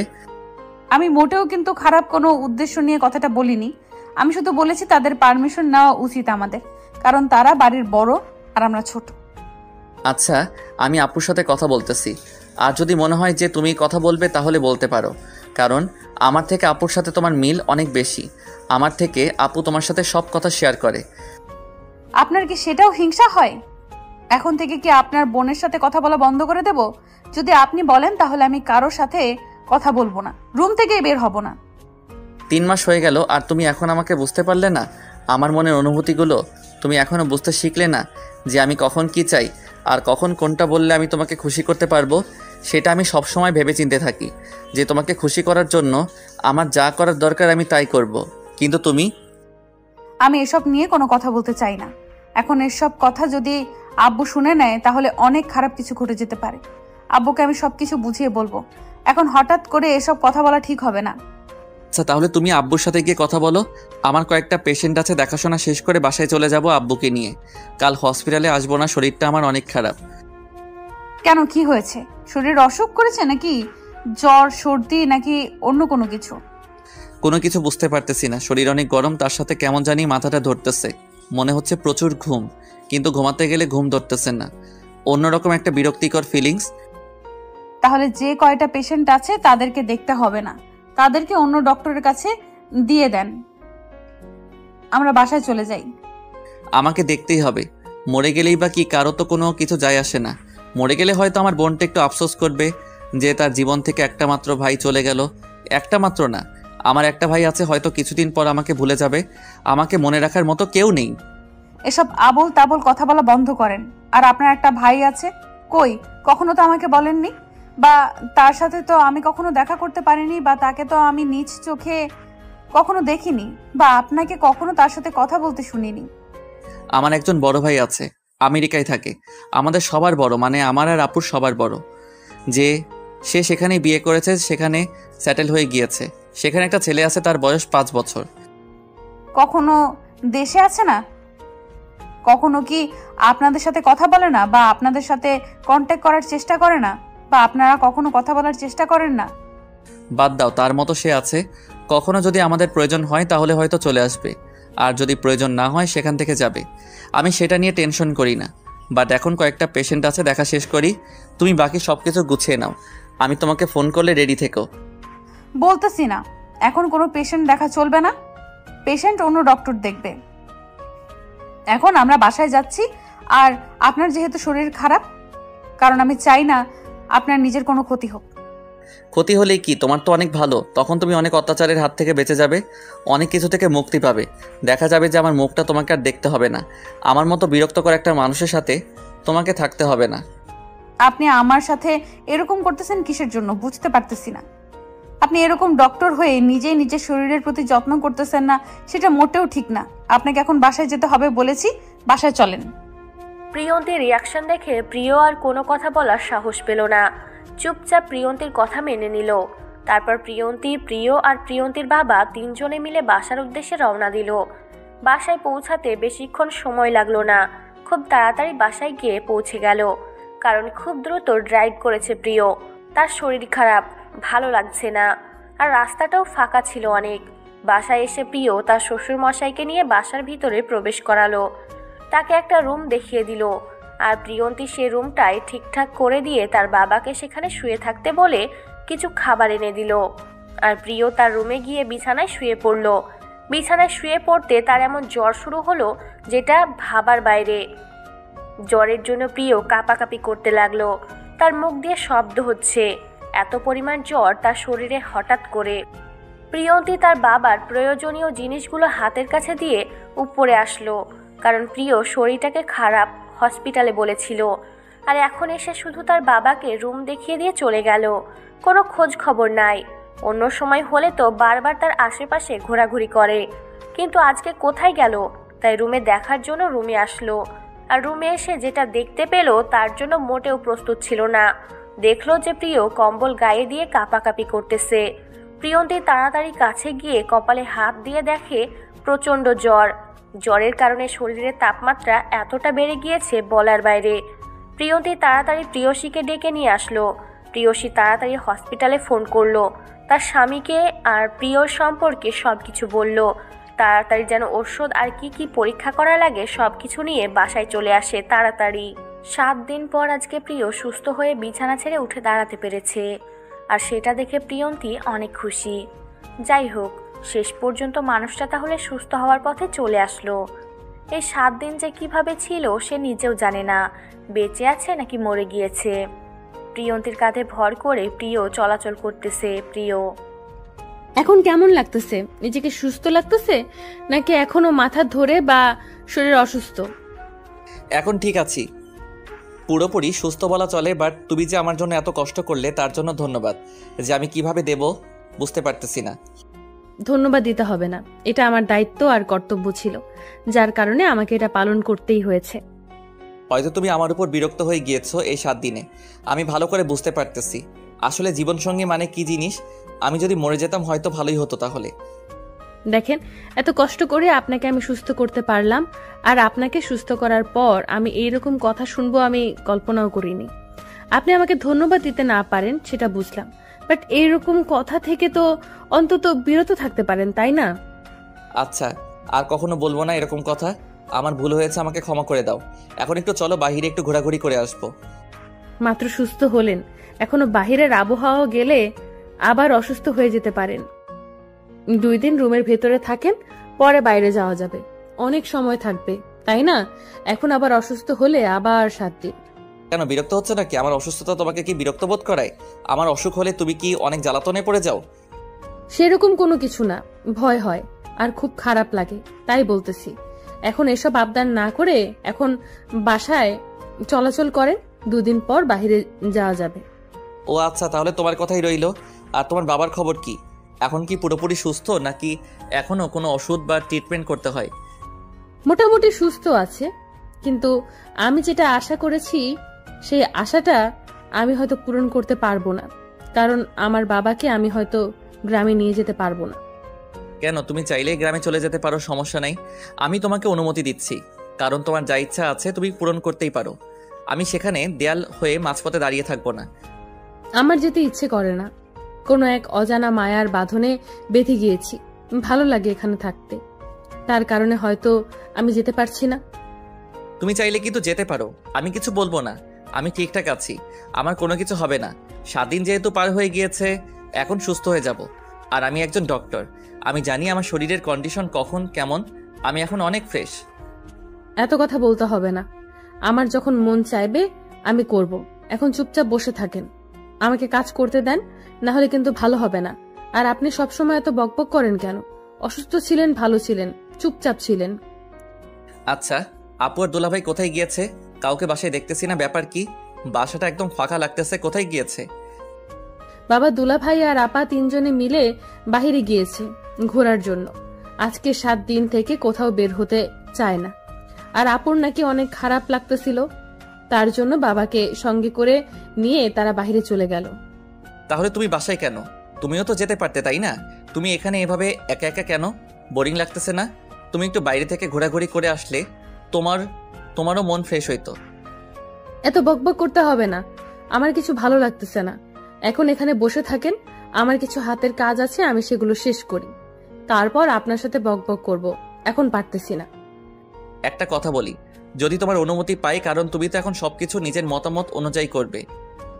আমি আগে একটা কথা বলি, সেটা শোনেন। সেটা হচ্ছে যে আমি আপনাকে ভালোবেসে ফেলেছি। আপনার মায়ায় আমি নিজেকে জড়িয়ে ফেলেছি। কারণ কি জানেন, বাঙালি মেয়েদের একবারই বিয়ে হয়। আর বিয়ের আগে যত বাঙালি মেয়েরা বকবক করুক না কেন, বিয়ের পরে ঠিকই তার স্বামীর মায়া এসে জড়িয়ে যায়, যদি সে একজন খাঁটি বাঙালি মেয়ে হয়। আর আমার তো বিয়ের আগে কোনো রকম সম্পর্ক বা রিলেশন ছিল না কারোর সাথে। তাহলে কি করব আমি? আপনার মায়ায় পড়ে গিয়েছে, এটা আমার ভুল। কি বলতেছো? সত্যি তুমি আমাকে ভালোবাসো? বিশ্বাস করো, তুমি একবার বলো শুধু ভালোবাসি, আমি সারা জীবন আমার জীবনের শেষ রক্তবিন্দু দিয়ে হলেও তোমাকে আমার ভালোবাসা দিয়ে আগলে রাখবো। কেন, আমার মুখের কথা বিশ্বাস হয় না নাকি? এখন নিজের জীবন বা নিজের কোনো ক্ষতি করে প্রমাণ দিতে হবে আমি আপনাকে ভালোবেসে ফেলেছি? সেটা বলতেছি না, শুধু বলতেছি তুমি সত্যি আমাকে ভালোবাসো নাকি আমার মন ভালো করার জন্য এরকমটা করতেছো। প্লিজ জাস্ট একবার বলো ভালোবাসি।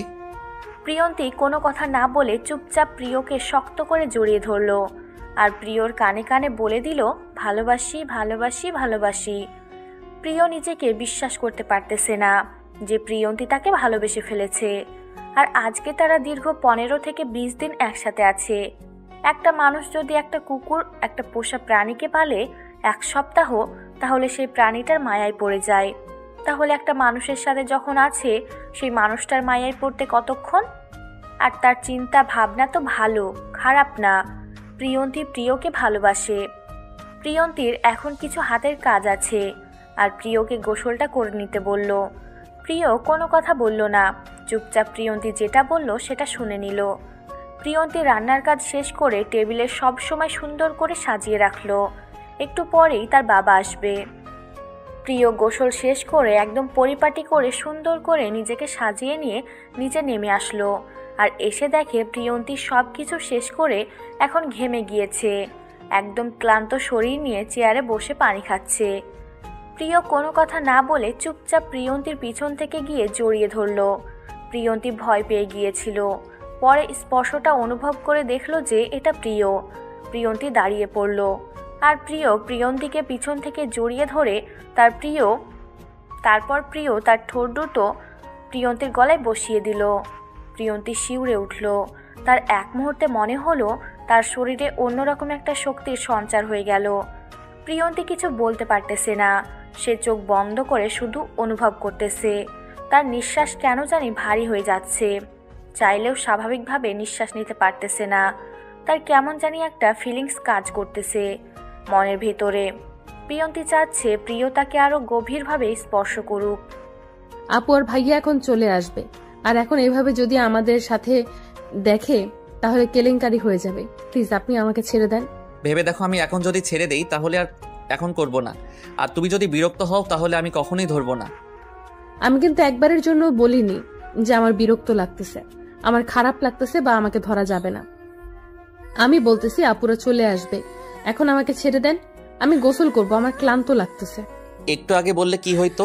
তাহলে একসাথে গোসল করতে পারতাম না? আমি আগেভাগেই গোসল দিয়ে দিলাম, আর তুমি প্ল্যান করে আমাকে আগে পাঠিয়ে দিলে, একসাথে গোসল করতাম আজকে। এত শখ কিন্তু মোটেও ভালো না, বুঝছেন? আর সব চিন্তা ভাবনা মাথা থেকে ঝেড়ে ফেলে দেন। আর কথা হচ্ছে যে আমি এখন গোসল করব, আপনি এখানে বসে থাকেন, আমি গোসল শেষ করে আসি। আমিও যাই, আবার আমি গোসল করব, সমস্যা নাই। তোমার সাথে গোসল করি একদিন, তুমি তো আমাকে সবসময় ধরে ধরে রাখবে। আমার ছোঁয়াতে একটু অন্তত নিজেকে আমার কাছে বিলিয়ে দাও, আমিও তোমাকে ভালোবাসা দিয়ে ভরিয়ে দেই। সময় কিন্তু অনেক আছে, কিন্তু রোম্যান্স করতে পারবেন। এখন আমাকে গোসল করতে হবে। এখন আপনি আবার গোসল করবেন, আবার জ্বর আসবে, আবার 1 সপ্তাহ। আমি পারবো না, আপনি থাকেন, আমি গোসল শেষ করে আসি। আসলে তো ভালো, তোমার আদর পাবো ভালো নাকি বলো? তুই যখন আমার সাথে রাগ করে কথা বলো না, তোমাকে সেই লাগে। আপনার তো ভালো লাগবে, কিন্তু আমার তো ভালো লাগে না, আমার খারাপ লাগে। তাই আপনাকে এখন আমার কথা শুনতে হবে। বেশি বাহানা করবেন না ছোট বাচ্চাদের মতো, কোনো কাহিনী করবেন না। এখন যেমন আছেন তেমনই বসে থাকেন, আমি গোসল করে আসি। বললাম যে কথাটা একটু ভেবে দেখলে হইতো না? যদি কথাটা ভেবে দেখলে হয় তাহলে অনেক ভালো হতো। আমি যেটা মনে করি, একটু ভাবো, কথাটা তোমার জন্য উপকার হবে। আমার এরকম উপকার হওয়ার থেকে না হওয়াই ভালো। যে উপকারের ক্ষতি বেশি, সেই উপকার না হওয়াই বেটার মনে করি আমি। আপনি এখানে চুপচাপ বসে থাকেন, আপুরা আসলে আপনি তাদের সাথে গল্প করেন, আমি যাব আর আসবো। কথাটা বলে প্রিয়ন্তী চলে গেল। প্রিয়ন্তীর হাত ধরে রাখলো কিছুক্ষণ, কিন্তু প্রিয়ন্তী যখন রাগ দেখালো তখন প্রিয় হাত ছেড়ে দিতে বাধ্য হলো। প্রিয়ন্তী গোসল করতে লাগলো, আর এদিকে প্রিয়সী আর মাহিন সাথে প্রিয়ের শ্বশুর আব্বা যান সবাই একসাথে চলে আসলো। কিছু শপিং করেছে, তারা ঘোরাঘুরি করেছে। এসব নিয়ে গল্প করতে লাগলো প্রিয়সী। প্রিয়র অসুস্থ হওয়ার গল্প শুনতে লাগলো, আর প্রিয়ের একটু সুস্থতা দেখে সবাই অনেক খুশি হলো। প্রিয় বাহিরে এসে বসে আছে, সবাই তার ভালো মন্দ জিজ্ঞাসা করলো, কথা বলল। তারপর প্রিয়ন্তী গোসল শেষ করে নিচে এসে দেখে সবাই খাবার টেবিলে তার জন্য অপেক্ষা করতেছে। প্রিয়ন্তী এসে বসে পড়ল প্রিয়ের পাশে। সবাই খাওয়া দাওয়া শুরু করলো। খাওয়া দাওয়া শেষ করে প্রিয়ন্তী উঠে সব কাজ করা শুরু করলো, কারণ প্রিয়সী অনেক অসুস্থ, প্রেগনেন্ট, আর এখন এই অবস্থায় তাকে কাজ করতে দেওয়া যাবে না। তার জন্য পুরো কাজ এখন প্রিয়ন্তীকে করতে হয়। বিকেল গড়িয়ে সন্ধ্যা হয়ে আসলো, সবাই যে যার রুমে গেল।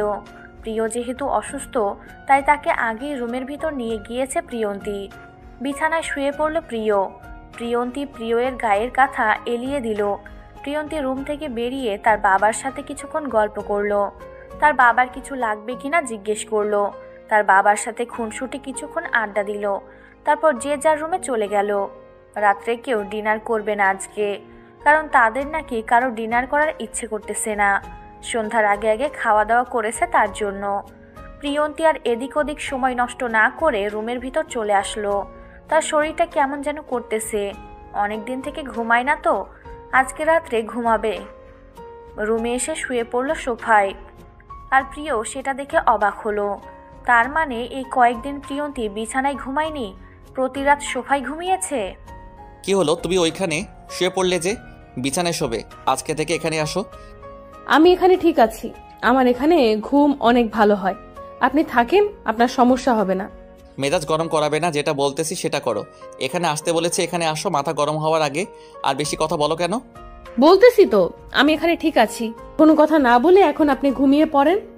আর আপনি মাত্র সুস্থ হলেন, আর এখানেই আমার উপর রাগ দেখানো শুরু করে দিয়েছেন। আর একটা কথা বলবে না, যেটা বলছি সেটা করো। এখানে আসো তাড়াতাড়ি, খুব তাড়াতাড়ি। আমার খারাপ লাগতেছে, আর আমার প্রচুর ঠান্ডা লেগেছে। আসো। কি হয়েছে? এসেছি, এখন কি করতে হবে বলেন? আপনার ঠান্ডা লাগতেছে মানে? আপনাকে বললাম না বেশিক্ষণ গোসল করবেন না, আর আপনি তো আবার গোসল করার জন্য উঠে পড়ে লেগেছিলেন। এখন তুমি আমার পাশে শুয়ে পড়বে, আর কোনো কথা বলবে না। এখন চুপচাপ সুন্দরভাবে আমার পাশে শুয়ে থাকো, আর আমি তোমাকে জড়িয়ে ধরে ঘুমিয়ে যাব। আমি পারবো না, আমার লজ্জা করে। আপনি একা শুয়ে আছেন, একা কত সুন্দর লাগতেছে, আমি আপনার পাশে শুয়ে থাকতে পারবো না, লজ্জা করতেছে, আমি গেলাম। প্রিয়ন্তীকে কোনো কথা বলার সুযোগ না দিয়ে একটান দিয়ে তার উপরে প্রিয়ন্তীকে নিয়ে নিল। প্রিয়ন্তী কখনো কল্পনা করতে পারেনি যে এরকমটা হবে। আর প্রিয়ন্তী চুপচাপ প্রিয়র চোখের দিকে তাকিয়ে আছে এক দৃষ্টিতে, আর প্রিয়ন্তীর দিকে এক দৃষ্টিতে তাকিয়ে আছে। হঠাৎ করে প্রিয়ন্তী ঠোঁটে নিজের ঠোঁট দুটো ডুবিয়ে দিল। প্রিয়ন্তীর শরীরের ভিতর মনে হচ্ছে যে 11,000 কারেন্টের ভোল্টেজ বয়ে গেল। প্রিয়ন্তীর মাঝে একটা অন্যরকম ফিলিংস কাজ করতেছে, আর প্রিয়ন্তীর স্পর্শকাতর জায়গাগুলোতে স্পর্শ করতে লাগলো। প্রিয়ন্তী নিজেকে অন্য জগতে কল্পনা করা শুরু করে দিল। প্রিয়ন্তীর ঠোঁট থেকে নিজের ঠোঁট দুটো সরিয়ে প্রিয়ন্তীর বুকে নিজের ঠোঁট দুটো বসিয়ে দিল। আর প্রিয়ন্তীর মনের ভিতর মনে হচ্ছে যে তোলপাড় হয়ে গেল। প্লিজ আমাকে ছেড়ে দেন, আমি পারবো না, আমার পক্ষে সম্ভব না। আমার মনে হচ্ছে না আমি এসব করতে পারবো। তুমি তো আমাকে ভালোবাসো তাই না? তার মানে তুমি আমার ভালোবাসাটা অনুভব করো, আমার স্পর্শগুলো অনুভব করো, দেখবে অনেক ভালো লাগবে। আর আমাদের তোর ভবিষ্যৎ প্রজন্মকে নিয়ে আসতে হবে তাই না? আমার কেন জানি মনে হচ্ছে আমি পারবো না, প্লিজ আমাকে ছেড়ে দেন। আমার দ্বারা হয়তো হবে না, আমার কেমন লাগতেছে, আমি পারবো না, আমাকে ছেড়ে দেন। তুমি পারবে, শুধু চুপচাপ আমাকে ভালোবাসতে দাও আর তুমি তোমার ভালোবাসাটা অনুভব করো। তুমি ভালোবাসার প্রতিফলন ঘটাতে দিবে কিনা আমাকে? তাই বলে এইভাবে অন্য কোনো ভাবে হয় না। আমি কেন জানি সহ্য করতে পারতেছি না, আমার কেমন লাগতেছে, আমার পক্ষে সম্ভব না। আমার শরীরের ভেতর কেমন জানি শক্তিহীনতা কাজ করতেছে। কিচ্ছু হবে না, তুমি শুধু ভালোবাসাকে উপলব্ধি করো, তাহলে দেখবে যে সবকিছু ঠিকঠাক হয়ে যাবে। আর চুপচাপ থাকো তো, এখন আমাকে আদর করতে দাও, এর মাঝে ডিস্টার্ব করবে না তুমি। কথাটা বলে প্রিয়ন্তীকে চুপ করিয়ে রাখলো, কারণ তার বিষয়টা ভালো লাগতেছিল, অনেক আরামদায়ক লাগতেছিল। দুজনের ভালোবাসার সাগরে তলিয়ে গেল, তাদের ভালোবাসার বহিঃপ্রকাশ করে দিল। শেষ পর্যন্ত তারা একে অন্যকে স্বামী স্ত্রী হিসেবে গ্রহণ করে নিল।